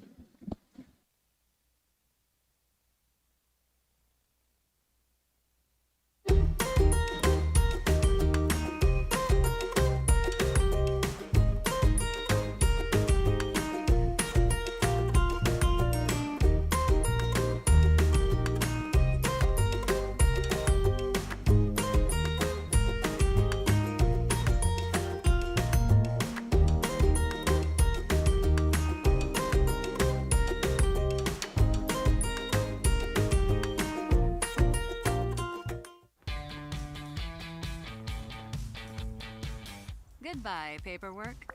Hello, convenience. Farewell, waiting. Hello, personal service. Catch you later, dreaming. Hello, planning. Buy your dream home, connect with a personal banker, and easily schedule an appointment with digital tools from Arvest Bank. Goodbye limits, hello possibilities.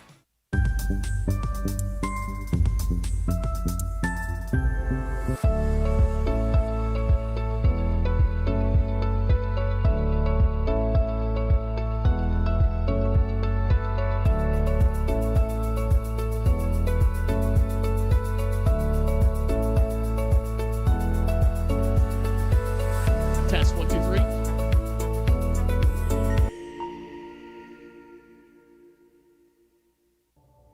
I'm Jason Jones, principal at Springdale High School. Thank you for making an investment into the future of athletics in our community of Springdale. We support the Springdale Athletic Foundation because they care about our student athletes. Thank you for supporting the Fuel and Feet program. I am Paul Gree, principal at Har-Ber High School. Without your help, this program would not be possible. I support the Springdale Athletic Foundation.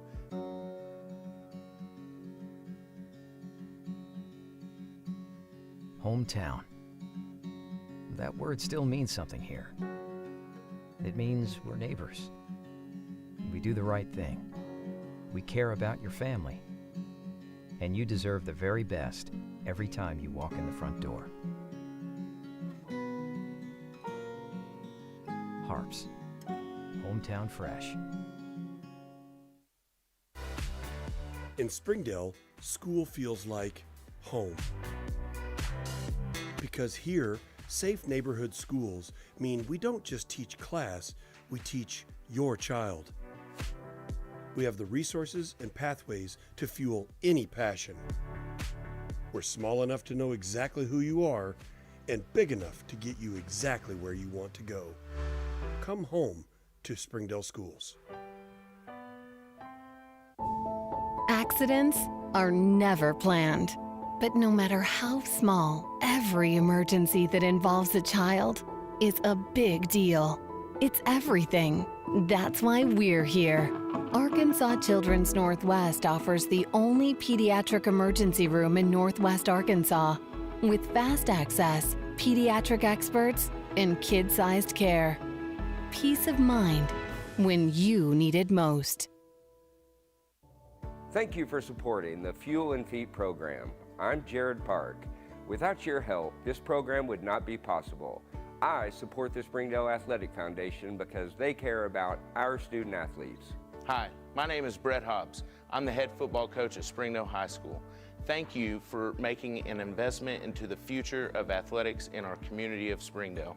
We support Springdale Athletic Foundation because they care about our student athletes. The Fuel and Feed program raises money to help pay for pregame and postgame meals for kids and coaches. In addition, we raise funds to buy athletic footwear for the students to compete in. I'm Donald Tucker, Executive Director of the Springdale Athletic Foundation.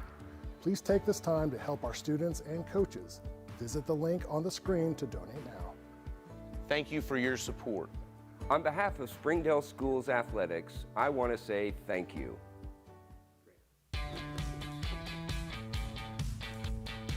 Goodbye, guessing. Hello, confidence. So long, stress. Hello, security. Farewell, running to the bank. Hello, banking from anywhere. Get a quick view of your balance, lock lost debit cards, and quickly deposit checks anywhere, anytime with the highly rated Arvest Go mobile app from Arvest Bank. Goodbye, limits. Hello, possibilities.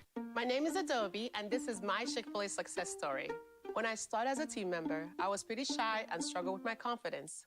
And now, that same shy person, she owns her own Chick-fil-A restaurant.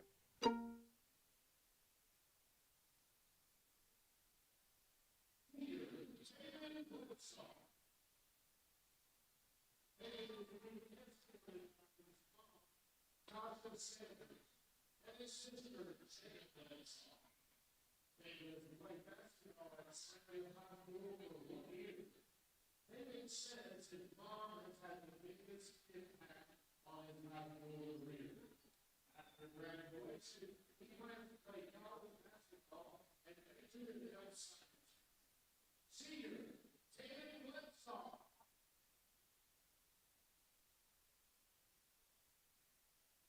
Senior, Roland Long. Roland is being escorted to Niagara Park. His dad, Roland McAdams, his sisters, and his brother, Will James. Roland played basketball at Springdale High School for 1 year. He said his dad is at the biggest impact of his high school career. After graduation, Roland plans to play basketball in college and work in his dad's company. Senior, Roland Hall. Senior, veteran Green.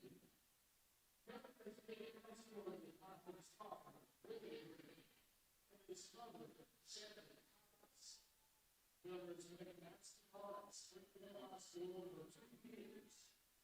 Members said his mom has had the biggest impact on his high school career, and after graduation, he plans to attend Northern Arkansas Community College to pursue a degree in biomedical engineering. Senior, veteran Green.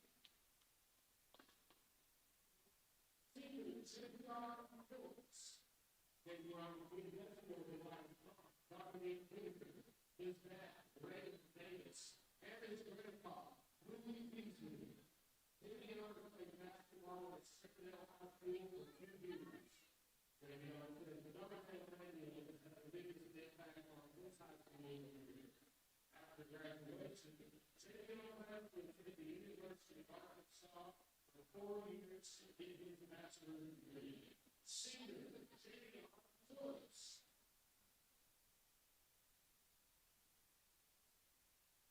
Senior, Sam Sisson.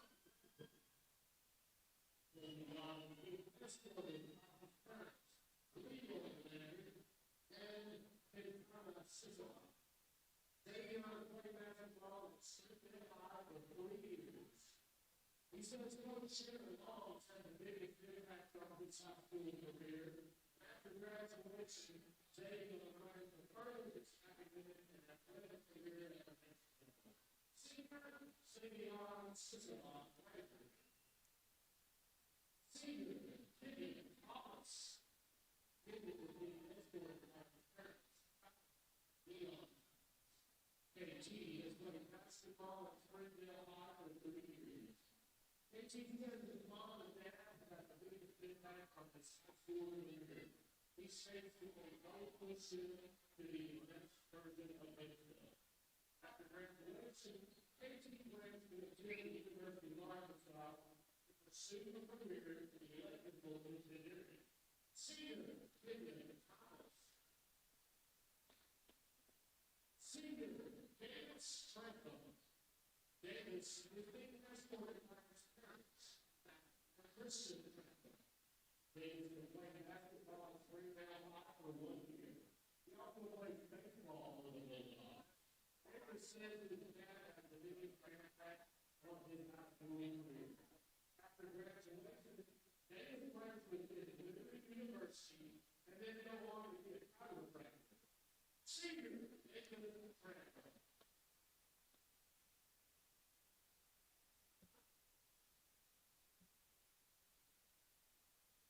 Now for the Springdale High School girls basketball, 2026 finals.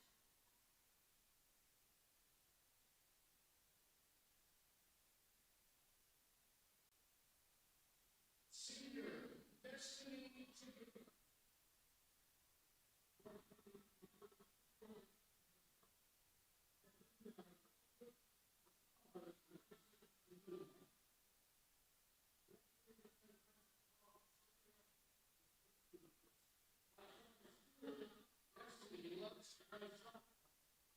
She said her grandpa has been an impact on her high school career. After graduation, Destiny went to grad school, then go to college to pursue a career in nursing. Senior Destiny Chicken. Alexa.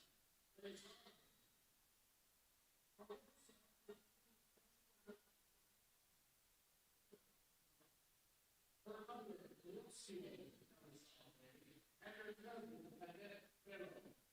Alexa has played basketball at Springdale High School for 3 years. Outside of school, Alexa loved to bake and paint. Alexa did her math and biggest impact on her high school career. After graduation, she went to the Northwest Arkansas Community College culinary program in baking and pastry arts. Senior Alexa Alexander. Lori Miller.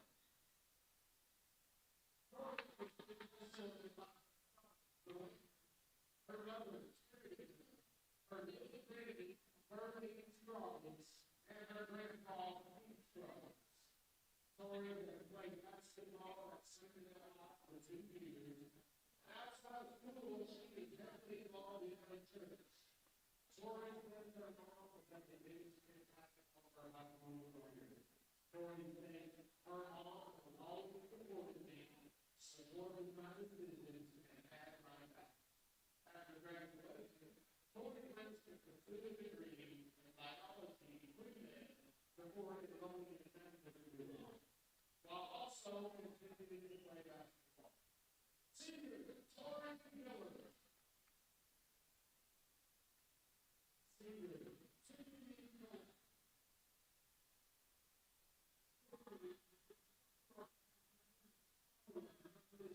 And her nephew, Ryan Miller.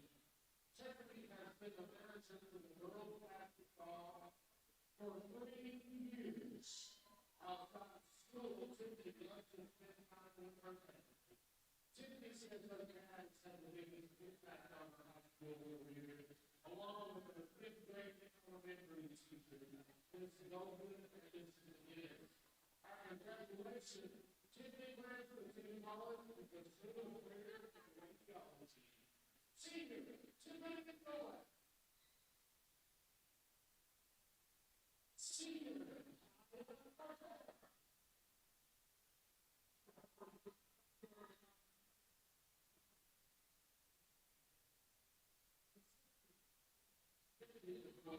along with Prince, Teresa, and Tara Individual. Kaya has played basketball at Springdale High for 4 years.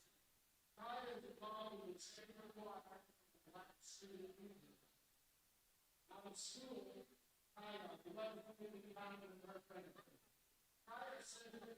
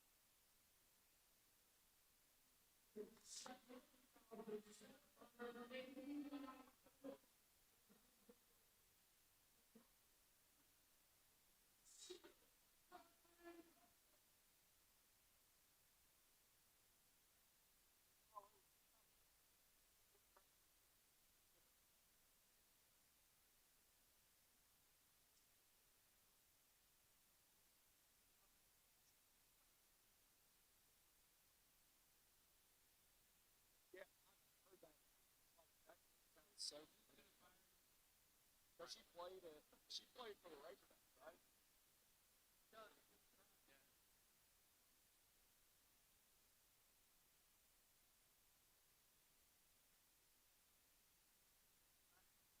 Keep up with college basketball at all? Miami, Ohio State. They hit a game. They hit a layup at the buzzer.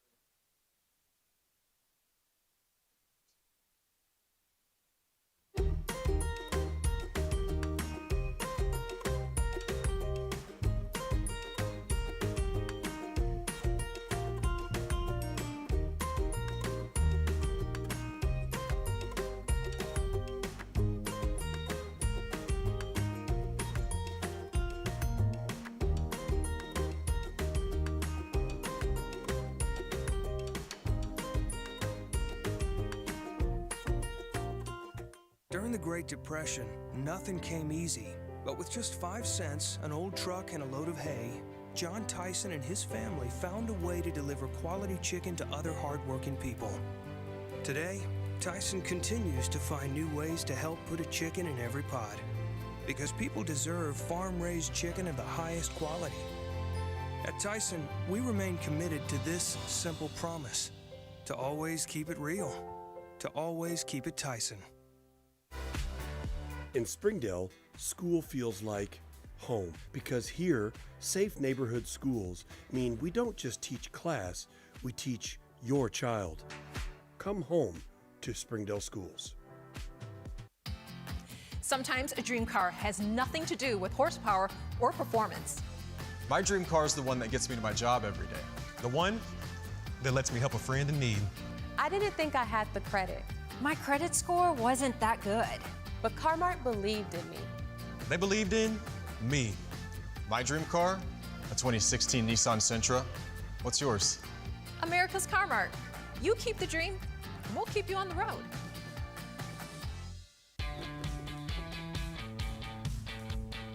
Goodbye, guessing. Hello, confidence. So long, stress. Hello, security. Farewell, running to the bank. Hello, banking from anywhere. Get a quick view of your balance, lock lost debit cards, and quickly deposit checks anywhere, anytime with the highly rated Arvest Go mobile app from Arvest Bank. Goodbye limits, hello possibilities.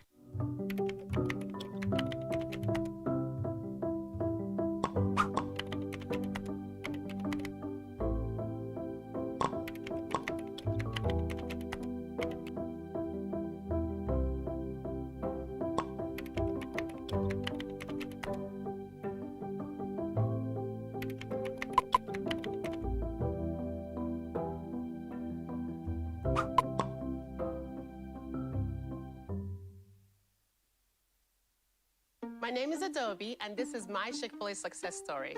When I started as a team member, I was pretty shy and struggled with my confidence. And now, that same shy person, she owns her own Chick-fil-A restaurant.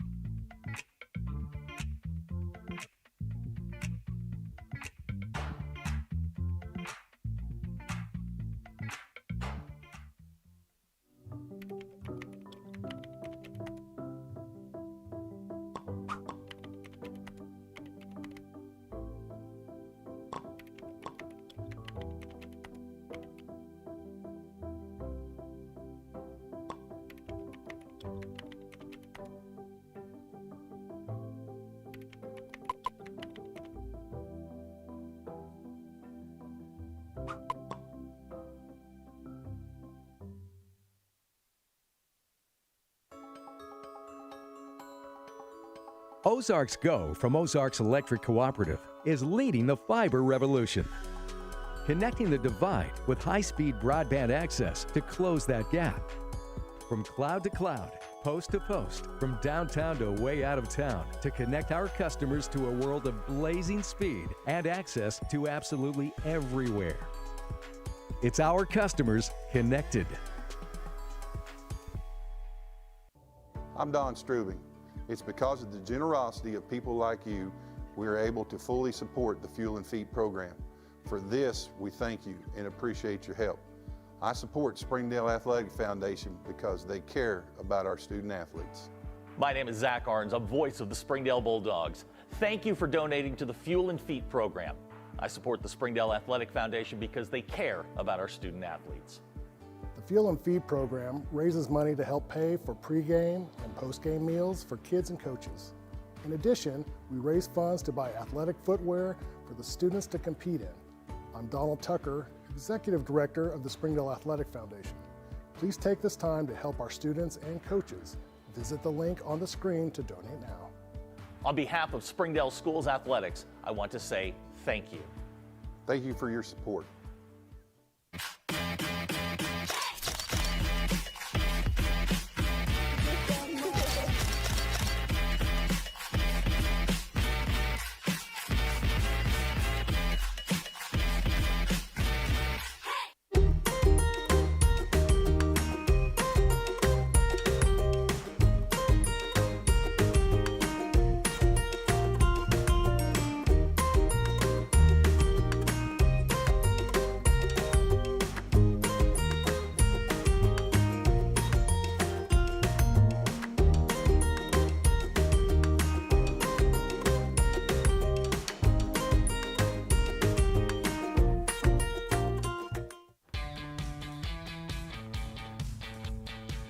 Goodbye, paperwork. Hello, convenience. Farewell, waiting. Hello, personal service. Catch you later, dreaming. Hello, planning. Buy your dream home, connect with a personal banker, and easily schedule an appointment with digital tools from Arvest Bank.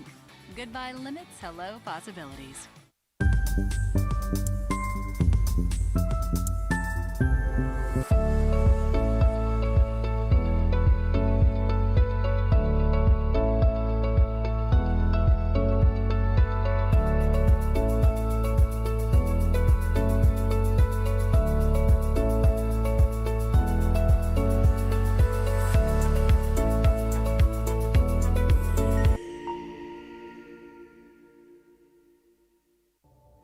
I'm Jason Jones, principal at Springdale High School.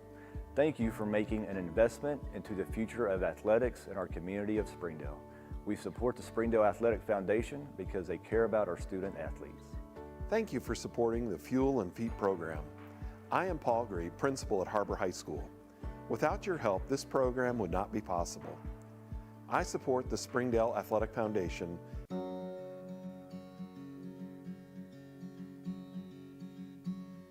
Hometown. That word still means something here. It means we're neighbors. We do the right thing. We care about your family. And you deserve the very best every time you walk in the front door. Har-Ber's. Hometown fresh. In Springdale, school feels like home. Because here, safe neighborhood schools mean we don't just teach class, we teach your child. We have the resources and pathways to fuel any passion. We're small enough to know exactly who you are and big enough to get you exactly where you want to go. Come home to Springdale Schools. Accidents are never planned. But no matter how small, every emergency that involves a child is a big deal. It's everything. That's why we're here. Arkansas Children's Northwest offers the only pediatric emergency room in Northwest Arkansas with fast access, pediatric experts, and kid-sized care. Peace of mind when you need it most. Thank you for supporting the Fuel and Feet program. I'm Jared Park. Without your help, this program would not be possible. I support the Springdale Athletic Foundation because they care about our student athletes. Hi, my name is Brett Hobbs. I'm the head football coach at Springdale High School. Thank you for making an investment into the future of athletics in our community of Springdale. We support Springdale Athletic Foundation because they care about our student athletes. The Fuel and Feed.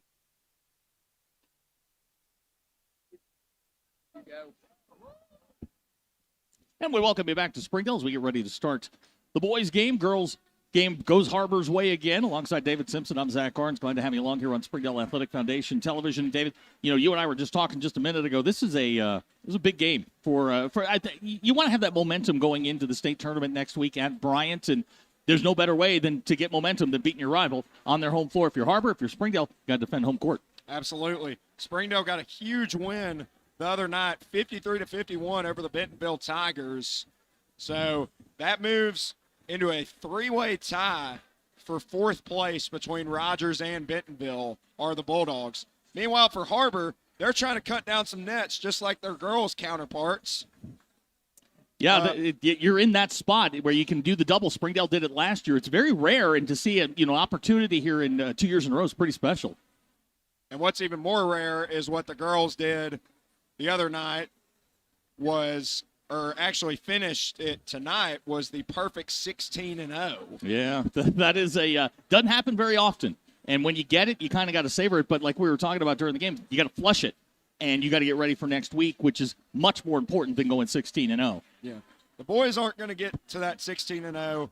They started out 2-2, and since then, they've been 10-1 in conference play. It is senior night here at Springdale. They were honored in between games, and we are about ready for starting lineups. We'll turn it over to the public address announcer. Har-Ber Springdale's on the way.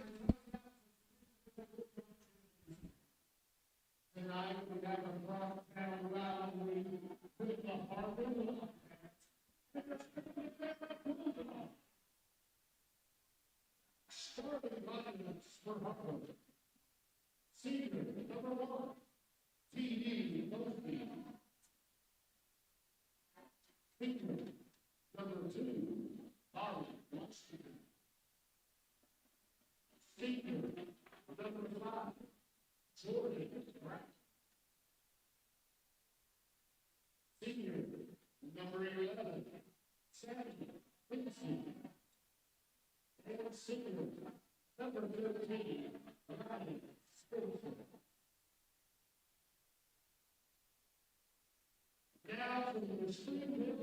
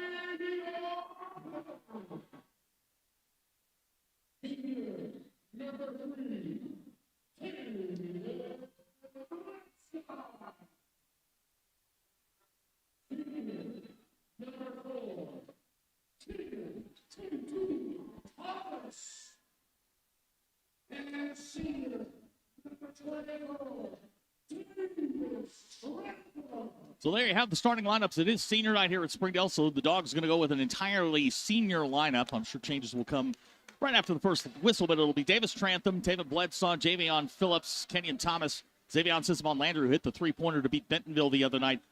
For the Wildcats, T.D. Mosley going to get the start, or Mosby going to get the start. Washington, Brown, Hinsey, and Spencer. Spencer was he was all over the place the last time these two teams got together. He was. He's been all over the place all season long. I mean, he's got to lead this team in charges drawn. He puts his body on the line.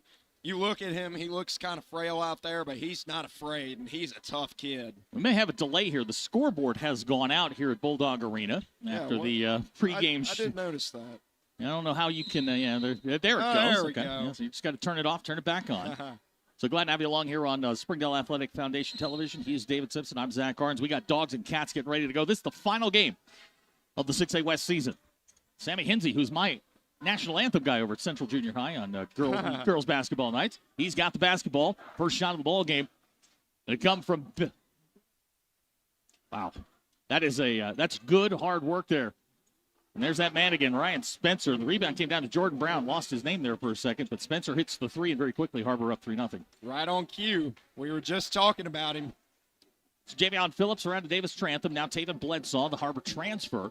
Bledsaw, that's off the glass, too strong, no good. Rebound pulled down by Brown. Bledsaw's probably going to hear it all night from the Wildcat students section. Hinsey with a nice fake and a quick 5-0 spurt here to start the ball game by the Wildcats. He's dangerous in transition, like we talked about in the girls' game with Charlene Hudson. Springdale lately has been a sort of grinded-out team, trying to get it down low to Orion Leautu and Roland Klein. Those players not in the lineup, so we'll see what Coach Greg Scott has cooked up for the Wildcats. That shot short. David Bledsaw with the rebound. Taven on the wing, drive center. A little miscommunication there between Taven Bledsaw and Javion Phillips, and Springdale turns it over. That was a good idea. Taven's been, he's already coming out. He's playing with some energy and effort. He's grabbing those offensive rebounds. This game, like I said, means a little bit something extra to him because this is his first year at Springdale. He just transferred from Har-Ber. Very quickly up off the bench, 6'6", Orion Leautu, 6'4", Roland Klein check into the ball game. So Springdale's usual starting five out there right now. That shot off by Spencer, pulled down by Taven Bledsaw. Didn't really have his feet set there. Could tell that was off to the left. 90 seconds gone here in the first quarter. Springdale just a little nervous here to start. Having trouble hanging on to the basketball. Here's Klein, left-handed hook shot up and in. Now that's a mismatch there with Spencer. Yes, it is. I was getting ready to say that. Springdale's on the board, down 3, 6:10 to go here in the first quarter. This is Hinsey with it. Hinsey pulls up his jumper, side of the rim. That's no good. Orion pulls down the rebound. Into the front court comes Xavion Sismon Landry. Looking down low for Roland Klein, working on Brown. His shot blocked there by Brown. They're going to say whistle and a foul. That was good defense by JB until he slapped down. Guy just plays straight up. Roland Klein will go to the line. Decent free throw shooter. Maybe not the best thing he does. He's got a soft baby hook that I've grown very, very fond of. Roland, first free throw upcoming.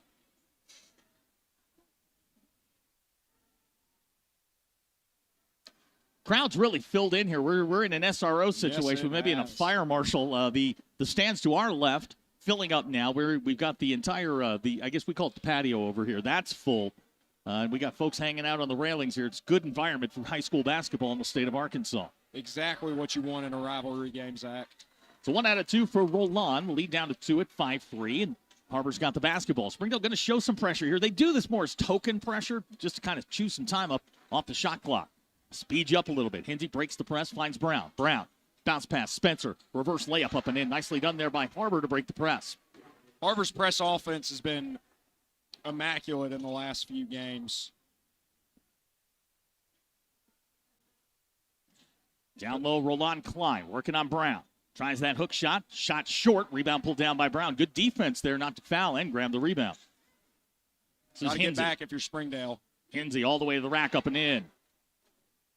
So you can see Har-Ber's plan here is to speed Springdale up. Springdale wants to slow this thing down, so you got contrasting styles as we hit the 5-minute mark here in the first quarter. This is Kenyon Thomas. Lost control of it. He'll get it back out to Xavion. Bledsaw pulls up. Three-pointer on the way. Good. Taven Bledsaw hits the three. That was a nice little ghost screen there by Orion Leatu that gave Taven that open look at the three. It confused the defense for Har-Ber. Here's Hinsey with it. We'll find Spencer now. Vari Lee's first touch of the ballgame. Three-pointer on the way. Good. Jabari Lee. Excuse me, Jabari Washington. I get him and Marlee confused sometimes. Yep, they were teammates last year. Yeah, Marlee was in here on Tuesday night. Jabari Washington tonight. Here's Bledsaw trying for the answer. Can't get it. Washington pulls down the rebound. Here's Brown. He'll pull up. May have rushed that one just a little bit. And we're going to get a timeout, Springdale. Greg Scott calls timeout with 4:14 to go in the first quarter. 12-6 our score. We'll be right back. You're watching the battle for Springdale on Springdale Athletic Foundation Television.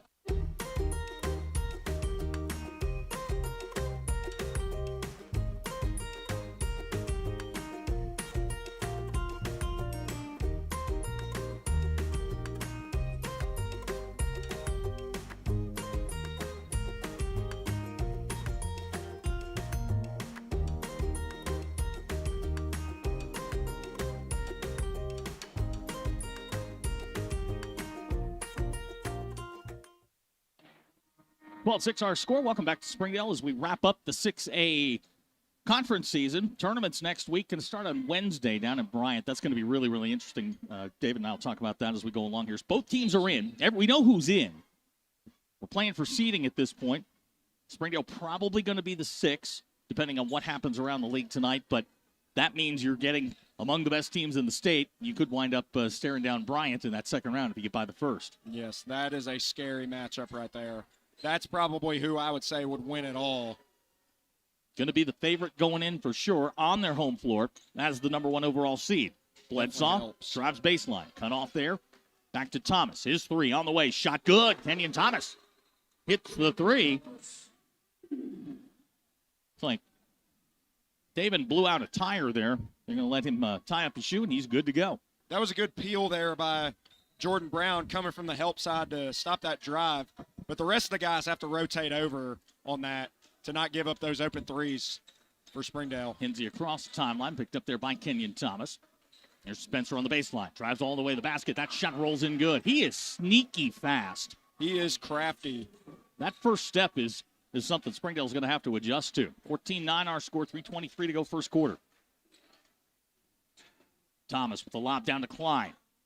Pretty. Roland Klein making his presence felt early here. 5 points in the early going. Here's Hinsey. Pulls up. Jumper on the way good. So back and forth we go. No time to celebrate. Hinsey's got 6 here in the first 5 minutes of the ball game. Thomas on the far side. Looking for Klein. Same play. Airmailed that one. Har-Ber's going to get the ball back here with 2:54 to go. Maybe got a little greedy there.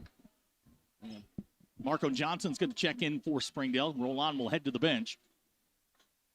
That was the right idea there. Just too much on that pass. It was a good roll. He maybe needed to commit to it a little bit more. Sammy Hinsey with the basketball. He'll come across the timeline.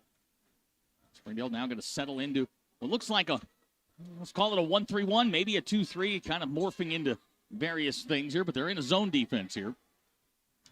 Brian Washington with it, working off the pick from Brown. Spots up his three. Nothing but net on that one for Bari Washington. His second three. He's got 6. The Wildcats out to a 19-11 lead.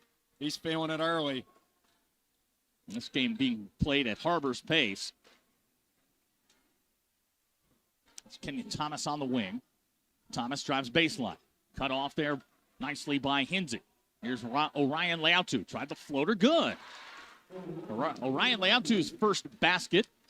I think he was so surprised that he was open there. Yeah, wide open. That's a little further out than Orion likes to go. He can step out and hit the 3, but does most of his damage below the foul line. Uh-oh. That was maybe a heat check there. That's one of those, maybe got a little greedy. It was a good look. I mean, didn't get a hand up. There's Marco Johnson on the wing. Looking down low. Taven. Spins. Looking for room. A little up and under. Whistle and a foul. It's going to go on Brown. That's going to be team foul number 2. It'll be Brown's first. Second. Is it? That is his second. You're right. So Jordan Brown picks up 2 fouls, and he'll probably head to the bench here with 1:39 to go in the first quarter. Jordan Brown plays what I like to call blue-collar basketball. He doesn't always show up in the stat sheet, but he's always there boxing out, hustling, diving for loose balls, playing good defense. Bledsoe gets the first. Changes coming for both squads. Gunnar Green going to check in for Springdale. Uno Branch going to check in for Har-Ber. He had a good game the last time these two teams got together a month ago over on the west side of town. Uno's kind of like a mini younger Jordan Brown. So Taven gets them both. He's got 5 in the early going. 4-point lead here with 1:38 to go. They're both glue guys for this Har-Ber Wildcat team. That's pushing and shoving down here between Spencer and Johnson. Yep, there's been a lot of that so far. Uno Branch hits the 3. Boy, if he starts connecting from beyond the arc, then you should be worried if you're Springdale. 7-point Wildcat lead. This is Orion. Ryan Leautu looking for help.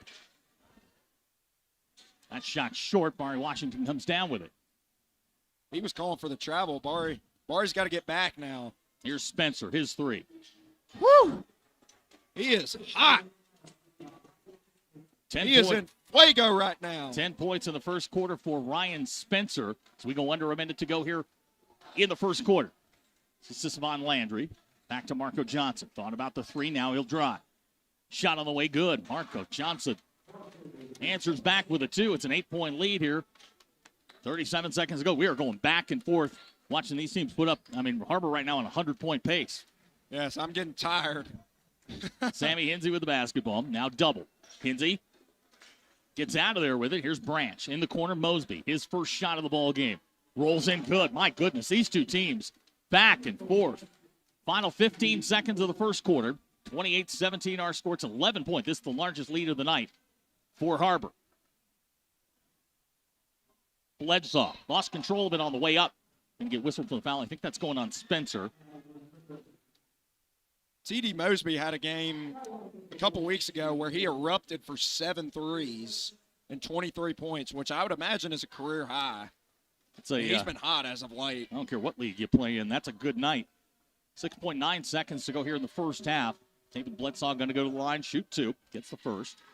And that same night, Bari Washington put up a career high 43. Whew. All right. Second shot upcoming for Taven Bledsoe. Shot clock's off. Taven trying to get this thing back into single digits. Can't do it. Bari Washington with the basketball. 3 seconds. 2 seconds. Bari Washington pulls up, jumper on the way. That's rolls out no good. And that is how our first quarter will end. All right, everybody, take a break. 28-18 our score. We'll be right back. You are watching the Battle for Springdale on Springdale Athletic Foundation Television. During the Great Depression, nothing came easy. But with just 5 cents, an old truck, and a load of hay, John Tyson and his family found a way to deliver quality chicken to other hardworking people. Today, Tyson continues to find new ways to help put a chicken in every pot. Because people deserve farm-raised chicken of the highest quality. At Tyson, we remain committed to this simple promise: to always keep it real, to always keep it Tyson. Sometimes a dream car has nothing to do with horsepower or performance. My dream car is the one that gets me to my job every day. The one that lets me help a friend in need. I didn't think I had the credit. My credit score wasn't that good. But Car-Mart believed in me. They believed in me. My dream car? A 2016 Nissan Sentra. What's yours? America's Car-Mart. You keep the dream, and we'll keep you on the road. Welcome back to Springdale, 28-18 as we start the second quarter. And David, the story of the first half is Ryan Spencer. 10 points in the quarter, 2 big threes, and really the way Har-Ber has shot the basketball from beyond the arc. Yep. If you like offense, you're in for a treat in this game. And this game's being played at a much faster pace than Springdale likes to go. Xavier Sisavon Landry with the basketball. Roland Klein's checked back in for the Dogs. No changes for Har-Ber. This is Bledsaw working on Washington. Back to Sisavon Landry. Now Marco Johnson. Gunnar Green on the wing. 15 to shoot for Springdale. Trying to get it low to Klein. Klein. Good help defense there from Uno Branch. Hensey comes away with it. May have forced that one. Not really a reason to put the ball on the floor. But now it's Barry Washington trying to drive baseline. Now the double. Hensey. Tried to get it to Branch underneath. It was a good thought. Just couldn't connect, and back the other way comes Springdale. There's a tough angle on that one. And now Klein's got another mismatch. Roland Klein. Up and in. Roland doing work down low. He's got 7 in the early going here, and the lead down to 8 at 28-20. Not much you can do there. He's a big, wide body down low. Hard to stop if he gets you pinned. Hensey will come across the timeline. 70 seconds gone here in the second quarter. And look at Taven Bledsaw's face guarding Barry Washington right now. Yeah, former teammates going at it. Here's Mosby. Mosby hands to Hensey. Hensey thought about the shot. Now back to Washington. Jabari Washington. His shot rolls out, no good. Klein with a rebound. Good defensive stand there by Springdale. I feel like these teams they don't want to play at the pace they were playing in the first quarter. They've sort of slowed this down here in the first minute and 40 seconds. Yeah, they might be gassed now after that. This is Gunnar Green, 6'3" senior. Finds Bledsaw on top of the key. Bledsaw pulls up. His jumper on the way, rims out, no good. Hensey's going to come out of there with it.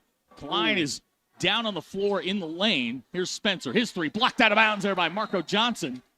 And now we check on Roland Klein, who is underneath the basket on the far end. Up off the bench comes Orion Leautu, and it looks like Roland went down hard going for that rebound.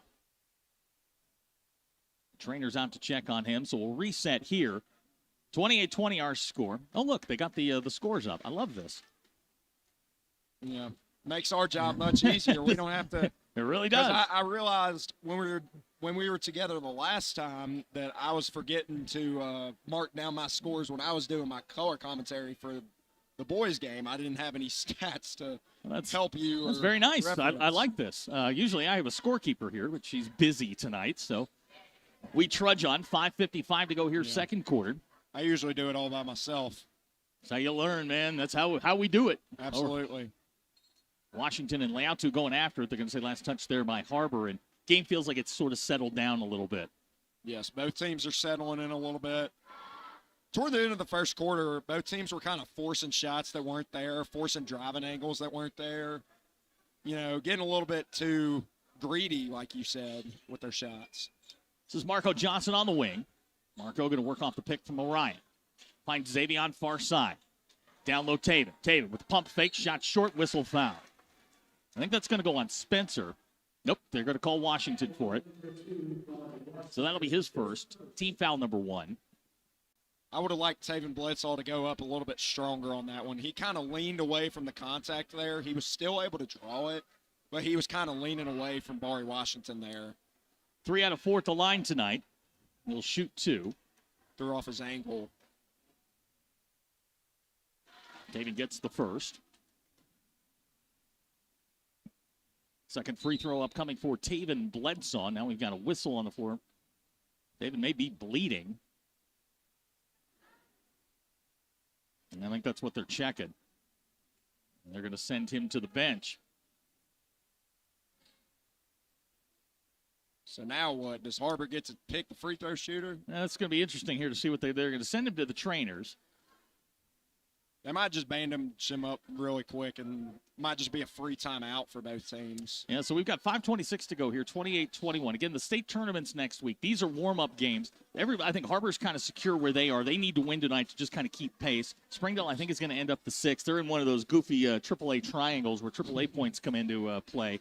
Nobody understands it unless you understand, neurophysics. So, we wait for Saturday morning for everybody to kind of explain where everybody is. But the tournament does start next week. It's in Bryant. Central is probably a better conference top to bottom. The West is going to have to play really, really well down there. It's a different game. When you go down to the Central and you get the Central referees, it is a much, much more physical game. Springdale found that out last year when we went down there for the state tournament. It's called completely differently, and you're going to have to adjust for that. Gunnar Green is going to go to the foul line.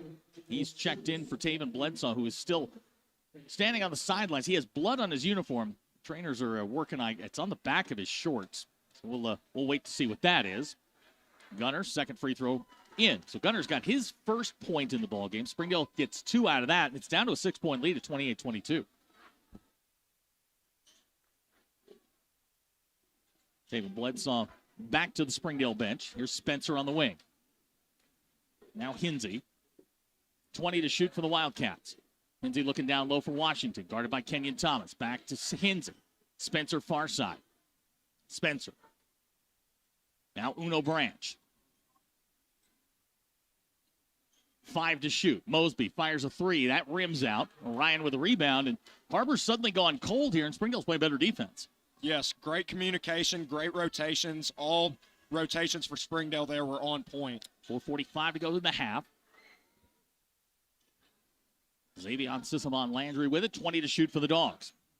Looking for Kenyon Thomas down low. Spencer's going to get whistled for the foul, so now it's going to get interesting. Yeah, he was holding him. Now we kind of see where Springdale wants to go now. It's down low, try and get those mismatches.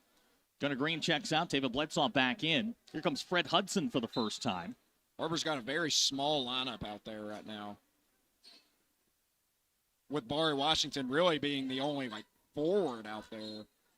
Uno Branch plays bigger than he actually is, but still doesn't take away from the small size out there. Marco Johnson out of the corner. His 3 halfway down.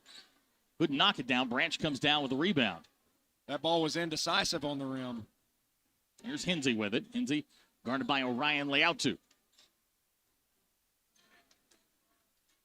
Springdale going to sit in that zone. Gamble that Har-Ber's not going to knock down threes. Here's Hinsey. He pulls up. Orion knocks it over to Kenyon Thomas. Springdale got the basketball halfway home here in the second quarter. 28-22 our score. 6-point Har-Ber lead. Springdale's done a nice job of slowing the pace down, playing at the pace that they want to play at. Now this is what Springdale wants to play at. Orion tries a 3 too strong. Bledsoe with a rebound, lost control of it, back to Marco Johnson. Nice look down low for Orion Leautu. Marco Johnson. Leautu converts, he's got 4. It's a 4-point game at 28-24 as Mosby comes right back with a 2 of his own. Once again, Springdale a little too slow getting back there. Coach Scott not happy with the way that his team got back. He is very quickly up off the bench. Here comes Javion Phillips. Kenyon Thomas is 3 short. Mosby grabs it. And here comes Har-Ber the other way. This is Spencer around to Washington. Barry Washington working on Leautu. Steps back. Shot too strong, no good. Fred Hudson goes and tracks it down. Good box out there by Marco Johnson.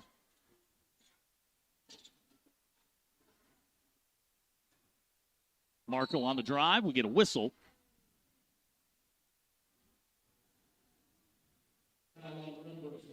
Marco's coming in there and played some great minutes for the Bulldogs.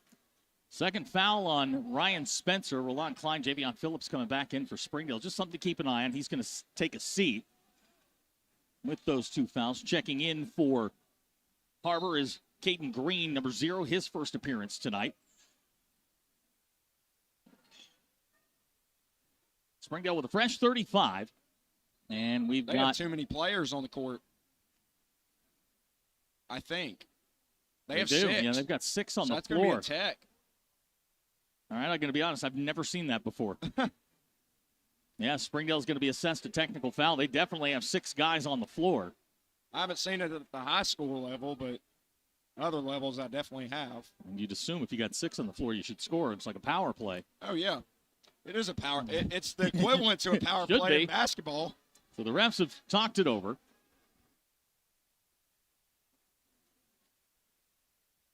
Well, this could be a huge swing if this game comes Really down could. to the wire. Yeah, 6-point lead right now. Har-Ber's going to shoot technical free throw. Barry Washington's going to do that. First free throw from Barry Washington's up and good. He's got 7 so far tonight.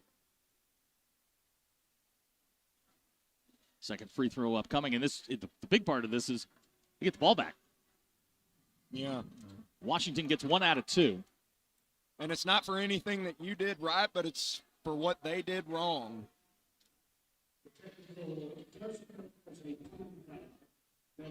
Because the Springdale's assessed their first team foul of the quarter. And now with 2:45 to go, Har-Ber's got the basketball. This is Sammy Hinsey with it. Here's Mosby looking down low, Washington. Hinsey. Back to Mosby. Washington, 1-on-2.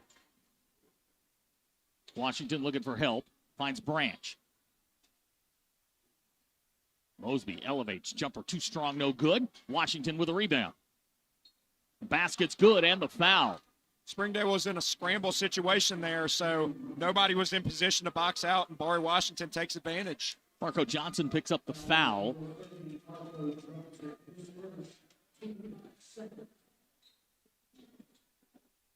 Into the ballgame for Springdale's DJ Manuel.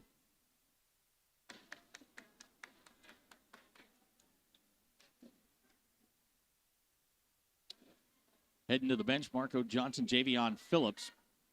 Xavion Sisavon Landry back in as Washington knocks down the free throw. This is one of those things, that's a 4-point play. You go from it's 34 or 30 to 24. Now it's 34-24, and we got a timeout on the floor. 2:18 to go in the first half. We'll be right back. You're watching the Battle for Springdale on Springdale Athletic Foundation Television. Goodbye, guessing. Hello, confidence. So long, stress. Hello, security. Farewell, running to the bank. Hello, banking from anywhere. Get a quick view of your balance, lock lost debit cards, and quickly deposit checks anywhere, anytime with the highly rated Arvest Go mobile app from Arvest Bank. Goodbye, limits. Hello, possibilities. 2:18 to go here in the first half. He's David Simpson. I'm Zach Barnes. Glad to have you along here on Springdale Athletic Foundation Television. This is the battle for Springdale. It's a 10-point ball game right now, 34-24. And now you see Har-Ber open up in a 2-2-1 press. Springdale breaks it. Now they'll start the offense here. We're about to go under 2 minutes to go here in the first half. Klein's back in for Springdale.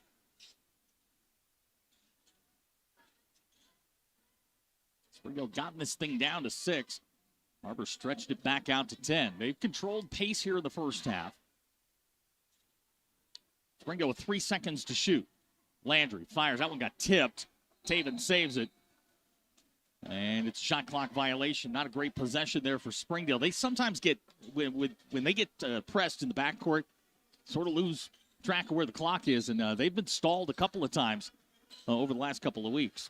And Har-Ber also switched up their defense there. They went to a 2-3, which they don't do a ton, but they've had some success recently doing in the 2-3. Hinsey's going to get called for the travel with 90 seconds to go here in the first half, and Springdale turns them over. Springdale's going to have to dominate the last 90 seconds here in order to get back in this thing, make this thing a one-score game before we go back, a single-digit game before we go back into the halftime break. Har-Ber has controlled pace. They've shot it very well, and give them some credit. This is why they're up near the top of the league. This is Manuel on the wing. 20 to shoot for Springdale. Here's Klein. And we're going to get a jump ball possession arrow. Goes to Har-Ber. So Springdale turns it over again. And Kenyon Thomas is up off the bench. And Springdale's getting frustrated here.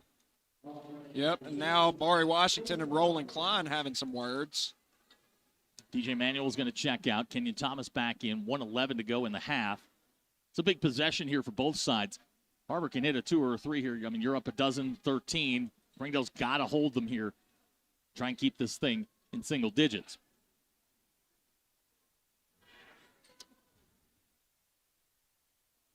Springdale, man-to-man.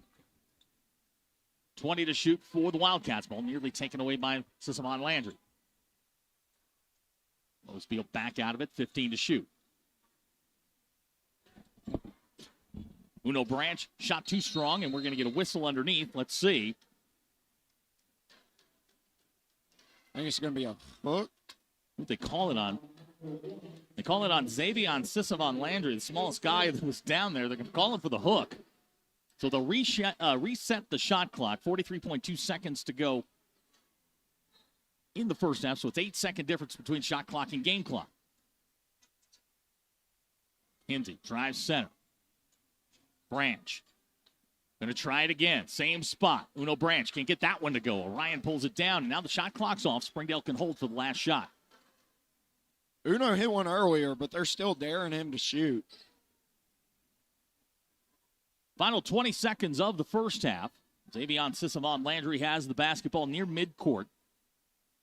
Coach Greg Scott directing traffic. 12 to shoot.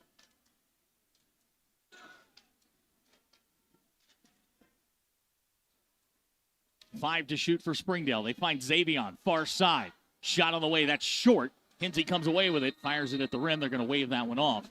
And that is how the first half will end. Our score after 2 quarters, Har-Ber 34, Springdale 24. We'll be right back. You are watching the battle for Springdale on Springdale Athletic Foundation Television.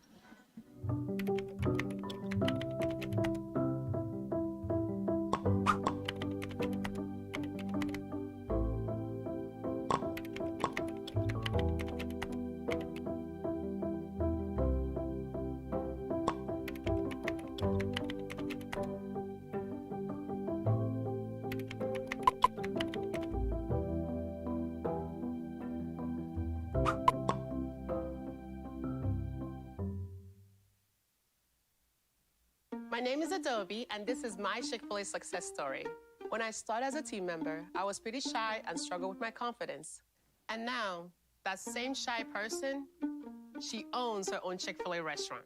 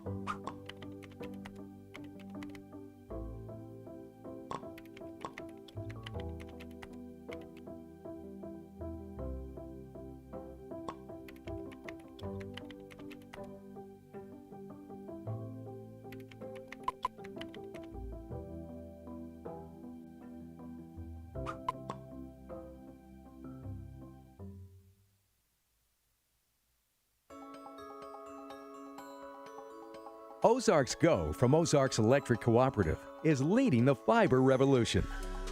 Connecting the divide with high-speed broadband access to close that gap. From cloud to cloud, post to post, from downtown to way out of town, to connect our customers to a world of blazing speed and access to absolutely everywhere. It's our customers connected. I'm Don Strubing. It's because of the generosity of people like you, we are able to fully support the Fuel and Feed program. For this, we thank you and appreciate your help. I support Springdale Athletic Foundation because they care about our student athletes. My name is Zach Arns. I'm voice of the Springdale Bulldogs. Thank you for donating to the Fuel and Feed program. I support the Springdale Athletic Foundation because they care about our student athletes. The Fuel and Feed program raises money to help pay for pregame and postgame meals for kids and coaches. In addition, we raise funds to buy athletic footwear for the students to compete in. I'm Donald Tucker, Executive Director of the Springdale Athletic Foundation. Please take this time to help our students and coaches. Visit the link on the screen to donate now. On behalf of Springdale Schools Athletics, I want to say thank you. Thank you for your support.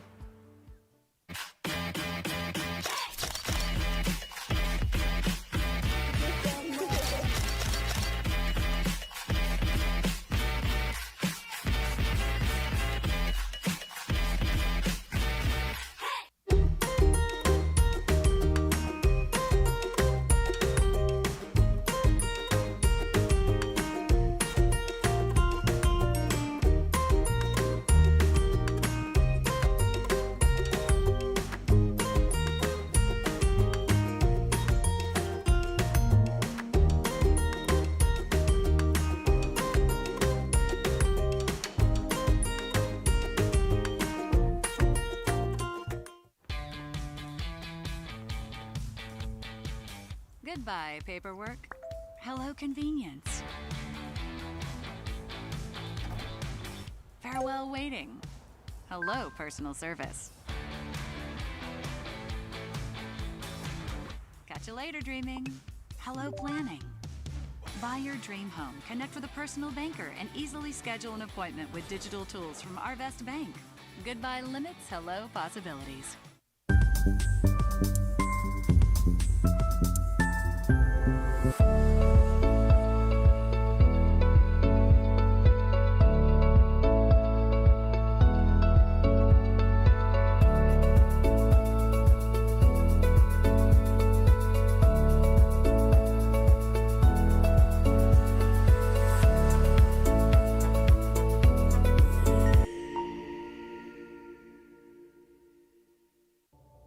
I'm Jason Jones, principal at Springdale High School. Thank you for making an investment into the future of athletics in our community of Springdale. We support the Springdale Athletic Foundation because they care about our student athletes. Thank you for supporting the Fuel and Feed program. I am Paul Gree, principal at Har-Ber High School. Without your help, this program would not be possible. I support the Springdale Athletic Foundation.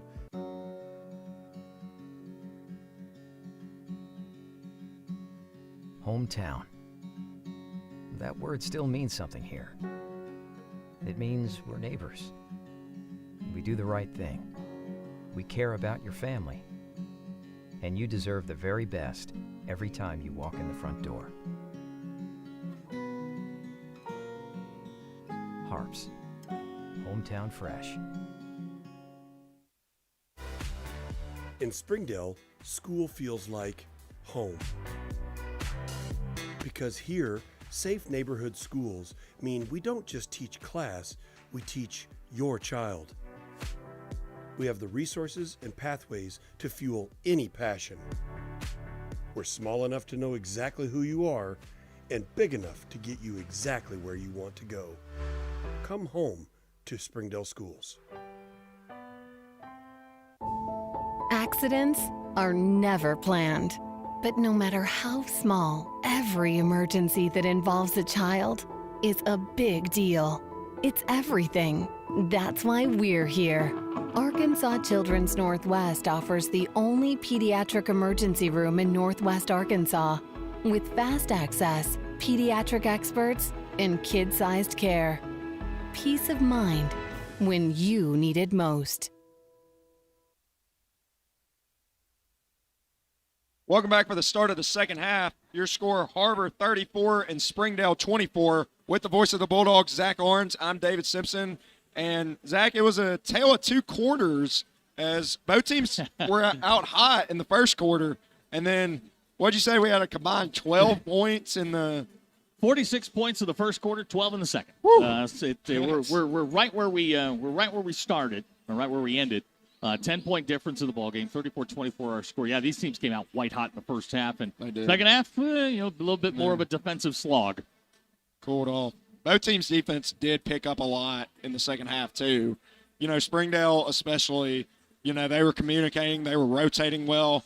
Har-Ber switched up their defense to zone for a few possessions, and I'm just realizing that Brenner Boren has not played, and he's not played in this game, and he's not suited up. So that's an interesting. Yeah, just another little ripple within this ball game. Springdale's going to get the ball first here as we start the third quarter, and Springdale's going to have to put a dent in this 10-point lead. Har-Ber's been able to just kind of keep them at arm's length. They've led by as many as 11. Right now the lead at 10, and Springdale will start with it. Back on the floor for Har-Ber, Ryan Spencer. He's got 2 fouls. They try the backdoor cut. Dangerous backdoor cut, lost out of bounds there. A lot of blue jerseys in between the basketball and Taven Bledsoe. Yep. Brown's back on the floor. Jordan Brown back on. Sammy Hinsey, Barry Washington, T.J. Mosby, Ryan Spencer, the 5 for Har-Ber. For Springdale, it's Kenyon Thomas, Xavier Landry, Roland Klein, Ryan Leautu, Taven Bledsoe. This is Washington, finds Mosby far side, his 3. Too strong, no good. Orion pulls down the rebound. Quiet night so far for Orion. We're going to have to get him involved. Yeah, he hasn't had many touches down low.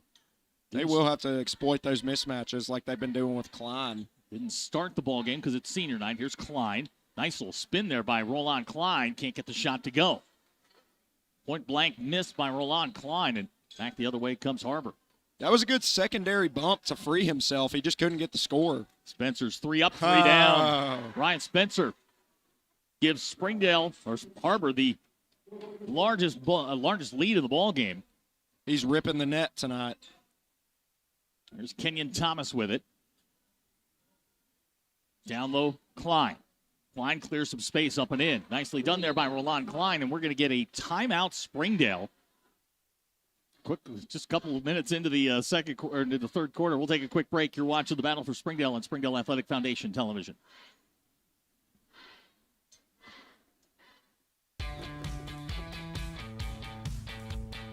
Goodbye, guessing. Hello, confidence. So long, stress. Hello, security.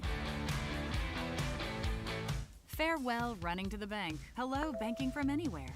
Get a quick view of your balance, lock lost debit cards, and quickly deposit checks anywhere, anytime with the highly rated Arvest Go mobile app from Arvest Bank. Goodbye, limits. Hello, possibilities.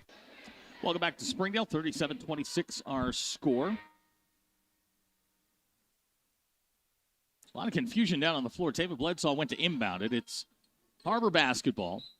Quick timeout there by Coach Greg Scott. Just kind of settle things down, I guess. Just saw something he didn't like. Maybe Taven accidentally forgot that he was at Springdale now. This is Barry Washington at the elbow. Back to Hinsey, top of the key. Washington, nice look there to Jordan Brown for an easy 2. And they are finding holes in the back on the back line of that Springdale defense.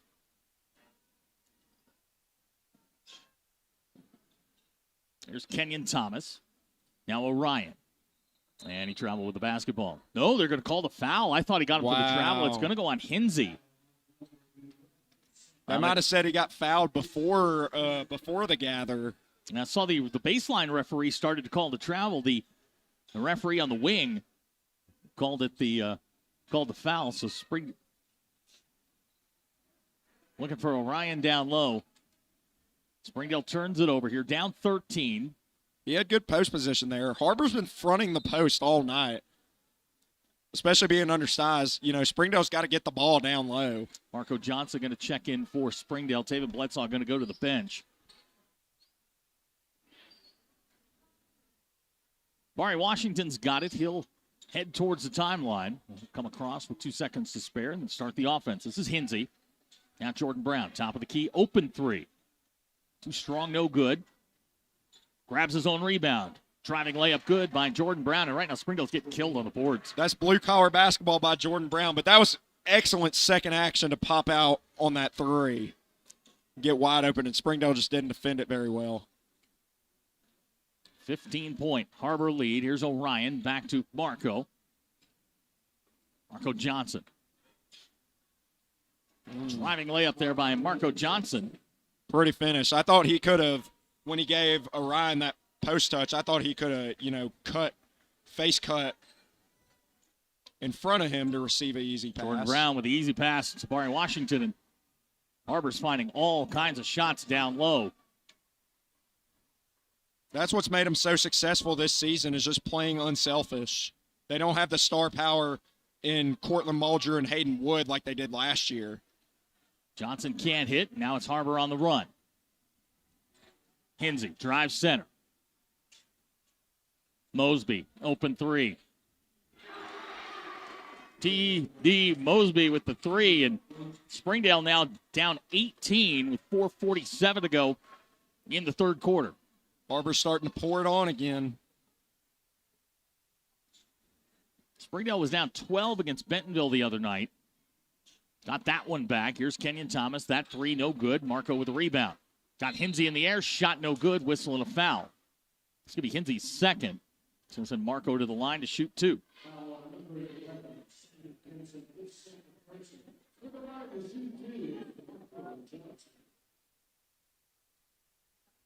Marco tonight.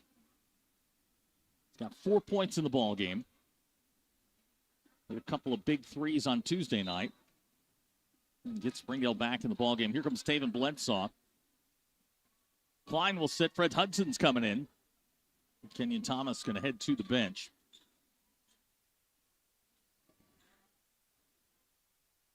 Second free throw for Marco Johnson.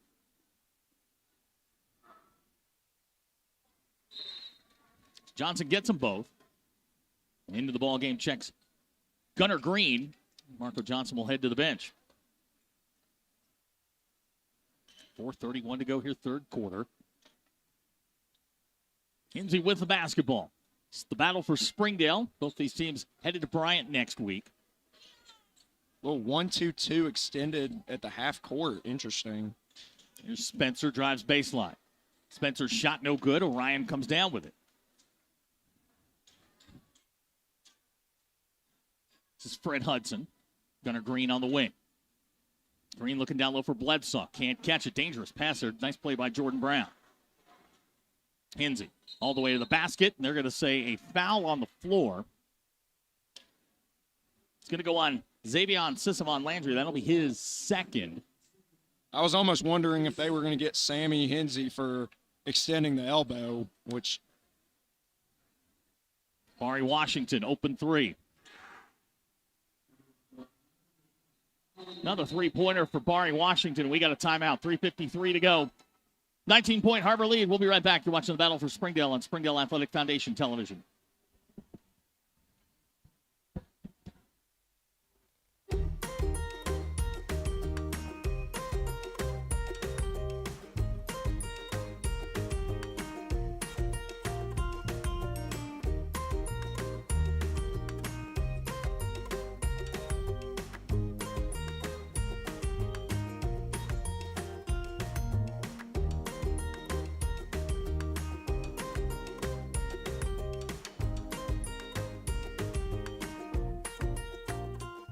During the Great Depression, nothing came easy. But with just 5 cents, an old truck, and a load of hay, John Tyson and his family found a way to deliver quality chicken to other hardworking people. Today, Tyson continues to find new ways to help put a chicken in every pot. Because people deserve farm-raised chicken of the highest quality. At Tyson, we remain committed to this simple promise: to always keep it real, to always keep it Tyson. 49-30, our score, 3:53 to go in the third quarter. And ladies and gentlemen, with that triple, your newest 1,000-point scorer Congratulations, Barry Washington. Yeah, he was 14 away. He was 27 away at the end of last game, had 13 on senior night. Now he's gotten that. And got 15 tonight. He's been the story so far. They tried a lot. 1,001. Springdale just turning the ball over at an alarming rate here in the third quarter. Here's Hinsey on the drive. He floats. Shot too strong, no good. Taven with a rebound.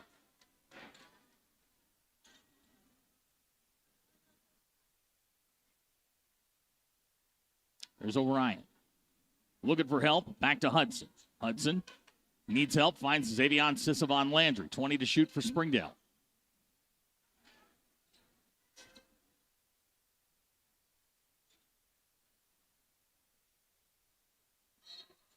We're going to get a whistle and a foul. I think that's going to go on Washington. If it does, that's his second. Har-Ber's doing a great job of denying Leutu and making his life difficult in the paint.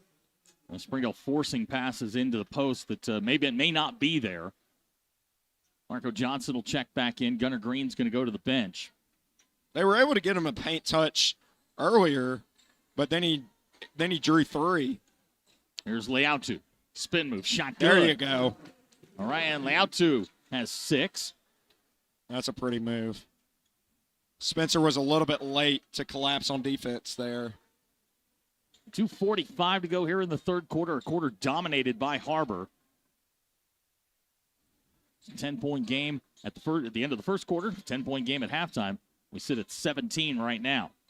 This is Hinsey with it. Sammy Hinsey shot good. 8 tonight for Hinsey.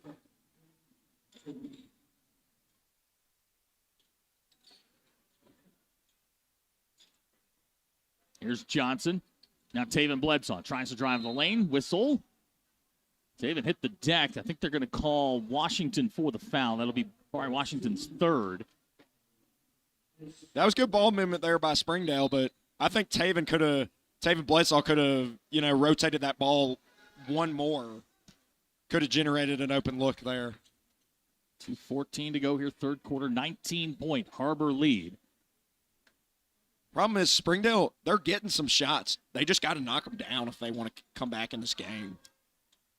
This is Fred Hudson with it on the wing. Finds Xavion in the lane. Orion, nice catch up and in. Ryan's got 8.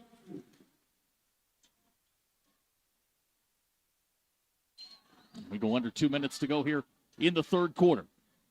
Mosby across the timeline.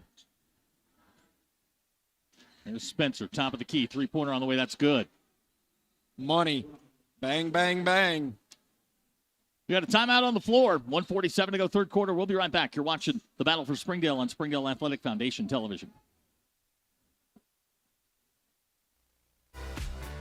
In Springdale, school feels like home because here, safe neighborhood schools mean we don't just teach class, we teach your child. Come home to Springdale schools.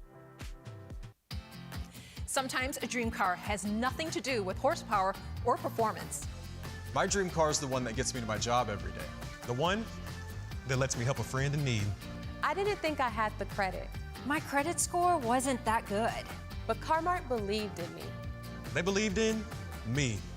My dream car, a 2016 Nissan Sentra. What's yours? America's Car-Mart. You keep the dream, and we'll keep you on the road. My name is Adobe, and this is my Chick-fil-A success story. When I started as a team member, I was pretty shy and struggled with my confidence. And now, that same shy person, she owns her own Chick-fil-A restaurant. 1:47 to go here in the third quarter. Har-Ber has outscored Springdale 20-10 in this third quarter. Kind of a carbon copy of what we saw in the first quarter. Yes, indeed.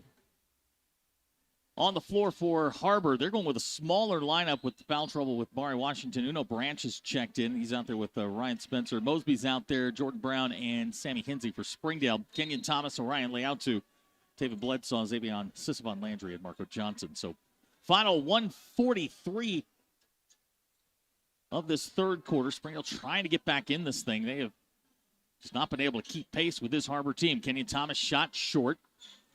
They're generating better looks. Good hustle there by Thomas. And we're going to get a jump ball. Possession arrow goes to Har-Ber. So the Wildcats will get the basketball back here with 90 seconds to go in the third quarter. But as I was saying, Springdale's generating much better looks. They're just not knocking them down. Barry Washington coming back in.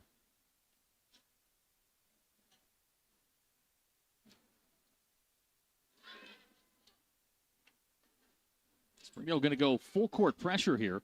That ball knocked out of bounds. Turnover forced by Kenyon Thomas. Don't see that very often. Uno Branch coming back in for the Wildcats. Barry Washington probably going to check out. That was just not a good pass there by Jordan Brown. It's one of those ones you take your eyes off of it. Next thing you know, it's sitting in the cheerleaders. Kenyon Thomas trying to inbound the basketball. Finds Taven on the block. Bledsoe trying to clear some space. Loses control of it. Right to Marco Johnson. Has his pocket picked by Sammy Hinsey. Hinsey all the way to the basket. Left-handed layup up and good. Shot clock never started on that, so hopefully we're not having a shot clock issue. Swiper is swiping. There's Bledsoe. Tries to spin. Spins right into Spencer. Shot is waved off. It's going to go on Jordan Brown. That's going to be his third.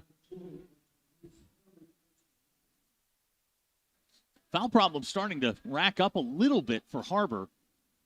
Washington's got 3. Brown's got 3. Hinsey's got 2. And Spencer's got 2.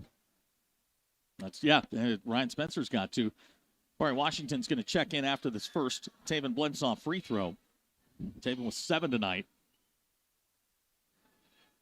And that foul trouble for Har-Ber is also a bigger factor with Brenner Boren on the sideline. Now, you mentioned that at halftime that he's out of uniform tonight. That's just one of those, another part of it. Get him healthy for next week. Second shot for Taven Bledsoe. I don't remember anything going wrong, anything wrong with him Tuesday night. It must have happened at practice or played through it, and I don't know about. Here's Spencer, drives baseline for an easy 2.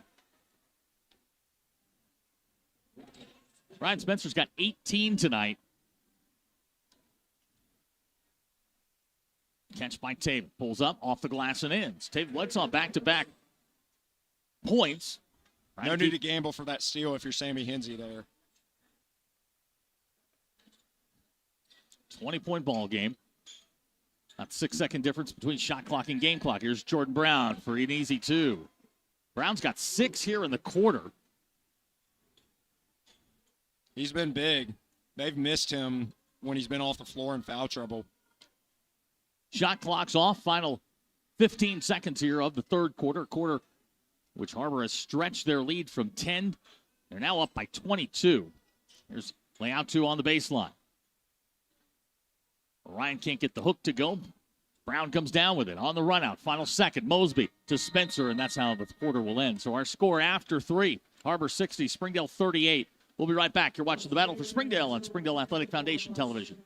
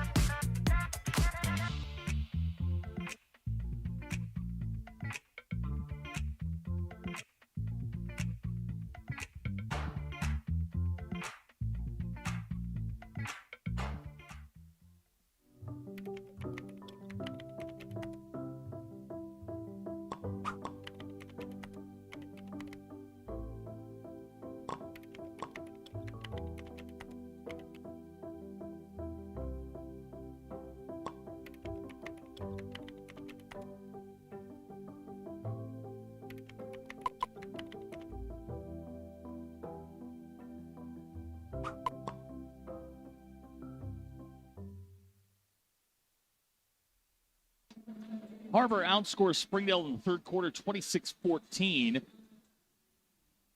They built a nice, comfortable 60-38 lead, really shooting the lights out tonight. Yep. Wildcats getting out on that break makes it a whole lot easier, doesn't it? And they've also switched to that 2-3 zone. And what that's done is that when Springdale gets the ball down to Orion Leotu, he's got 2 or 3 guys in his face at all times. So Springdale will start with the basketball underway here. It's the final game of the 6A West season. Both teams heading to the Central. Down to Bryant next week for the state tournament. Matchups will be announced on Monday. Hopefully I will be too, because I want to call some state tournament games down Bryant there. is that's a different place as far as the gym goes. Down low, Orion Leatu spins center. His floater short. Barry Washington comes down with it. Springdale's had a couple of those tonight. Just kind of rim out. Here's Spencer, three-pointer. That's short. Xavion goes high for the rebound. He's human. He has played very well tonight. Ryan Spencer had 8 points in the third quarter, 18 in the game. He had 10 in the first quarter. He's been everywhere. Here's Gunnar Green. That shot misses. Sammy Hinsey. The ball just seems to find Sammy Hinsey. He comes the other way. It's 5 on 4. He does have a nose for the ball. I said that about Jordan Brown in a recent game. Brown goes in for the layup. He's got 8 all here in the second half, and the lead now 24 at 62-38. DJ Manuel pulls back his jumper on the way good.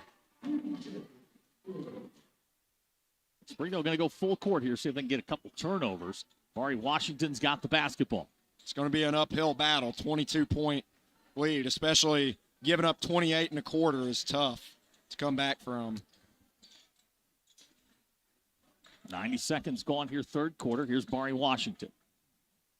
Back to Mosby. 15 to shoot for the Wildcats. Washington got Manuel in the air. Lost control of it. Orion comes away with it. That'll help. Xavion. Washington just trying to do a little too much there. Sorry. You're good. Xavion Sismon Landry comes across the timeline. Springdale going to have to start knocking some shots down. Here's a guy that can do it, DJ Manuel. DJ steps back. Now Gunnar Green, 20 to shoot for the Dogs. 2 minutes gone here in the fourth quarter. Gunnar Green, his three. Springdale just has gone ice cold here in the second half.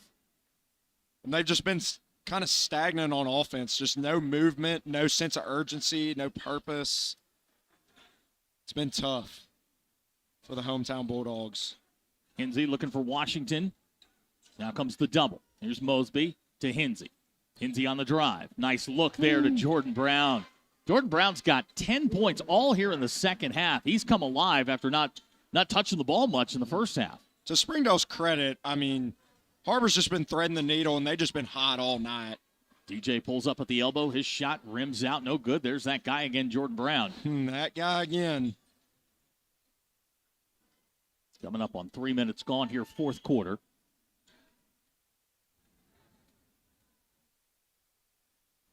Hinsey, he'll pull up. 3 on the way, good. The barrage is starting, Zach. And we've got a timeout, Springdale. 4:50 to go in the ballgame. 67-40 our score. We'll be right back. You're watching the battle for Springdale on Springdale Athletic Foundation Television. Ozarks Go from Ozarks Electric Cooperative is leading the fiber revolution. Connecting the divide with high-speed broadband access to close that gap. From cloud to cloud, post to post, from downtown to way out of town, to connect our customers to a world of blazing speed and access to absolutely everywhere. It's our customers connected.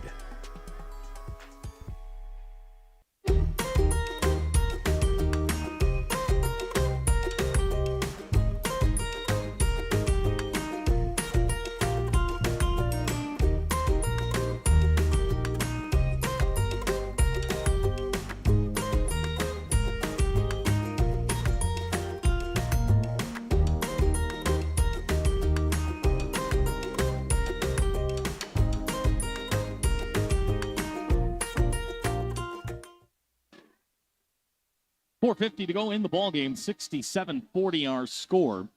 This will be the last Springdale Athletic Foundation broadcast the regular season. We'll see what happens next week. Marco Johnson's checked in for Springdale, along with Fred Hudson. Uno Branch has checked in for Har-Ber, as well as Austin Cordell for the first time tonight. He wears number 23. At the very least, what we do know is that this is your last broadcast of the season, because you'll be over in Farmington at the 5A state tournament. Yep. So tune in to watch him do that. I got a busy couple of weeks. We're going to do the National Junior College tournament in a couple of weeks. Oh, wow. I'm looking forward to that up in Kansas City, and then we'll see what happens after that. There's Spencer with it. Spencer on the drive, all the way to the basket. Can't get that one to go. Ball batted around. Branch comes down with it. Uno Branch up and in. Uno with the dose there, as I like to say. Uno's got 5.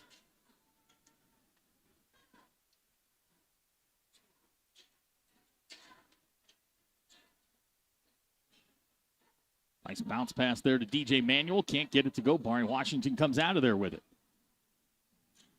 DJ Addison's checked in for Springdale. He wears number 34 as Barry Washington drives the lane. It's now 71-40.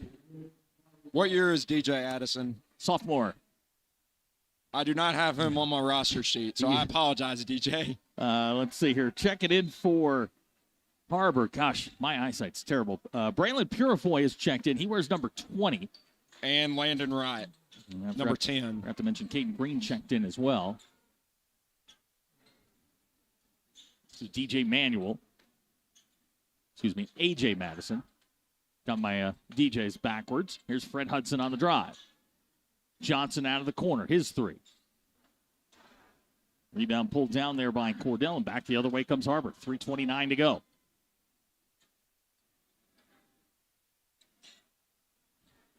It's Caden Green with it.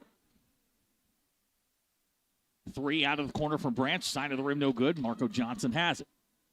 Springdale heads the other way. Johnson, his floater. Back iron, no good. Springdale will reset here, 30 to shoot. Jose Sandoval's checked in for Springdale. He wears number 22. He's got the ball in his hands. Sandoval with the spin. His basket, no good. Rebound pulled down by Cordell. That was a pretty move. Under 3 to go in the ball game. There's a steal by DJ Manuel. To Johnson. Sandoval. Basket good. Nicely done there by Springdale off the turnover. Where has that energy been all night? Oh, man. There's an interception by Sandoval. 3 out of the corner. Marco Johnson. That's no good. Sandoval with a rebound. Hudson. It's just been one of those nights. Fred Hudson hits the 3. There you go. Finally hit another 3. They've just been... Kendrick Green's going to check in. Uno Branch going to head to the bench, so we are deep into both benches. It's been a shooting night to forget for Springdale. 2:05 to go in the ball game. Springdale's going to go 7-9 in the league. And will be good enough for the 6th seed. But they're going to go in not feeling great about this one. And they will get, my math is correct, they will probably get the 3 out of the Central. We'll have to wait to see what the final scores were. So I believe the Central is all done, and Bryant, nope, that's the girls, my bad. Bryant's the 1 out of the Central for sure. Jonesboro's the 3 out of the boys. I was looking at the wrong. There's a game we've seen a couple times, Springdale and Jonesboro. Checking in for the Dogs. Anton DeBrum, he wears number 12. They played last year in the state tournament, played for a state title 3 years ago. Yeah, so Bryant's 1, North Little Rock 2, Jonesboro 3, Central 4, Conway 5, and Southwest 6. Boy, Central got off to such a slow start, but they have pulled it together. They did. They are such a talented team. Here's Fred Hudson on the... Fred Hudson from the elbow. That one's good. I remember watching Har-Ber beat them by probably about 17, 18. And that is a team that has gotten better as the years gone on, and they've always got talent. That's never been the issue. They always do. This is Green on the drive. 3-pointer on the way. Shot. Here's brother to brother connection, and they're loving it. Kendrick Green hits the 3. Final 28 seconds in the ball game. Here's DJ Manuel. He pulls back. Shot no good. Whistle and a foul. So DJ's going to go to the line. He'll shoot 2.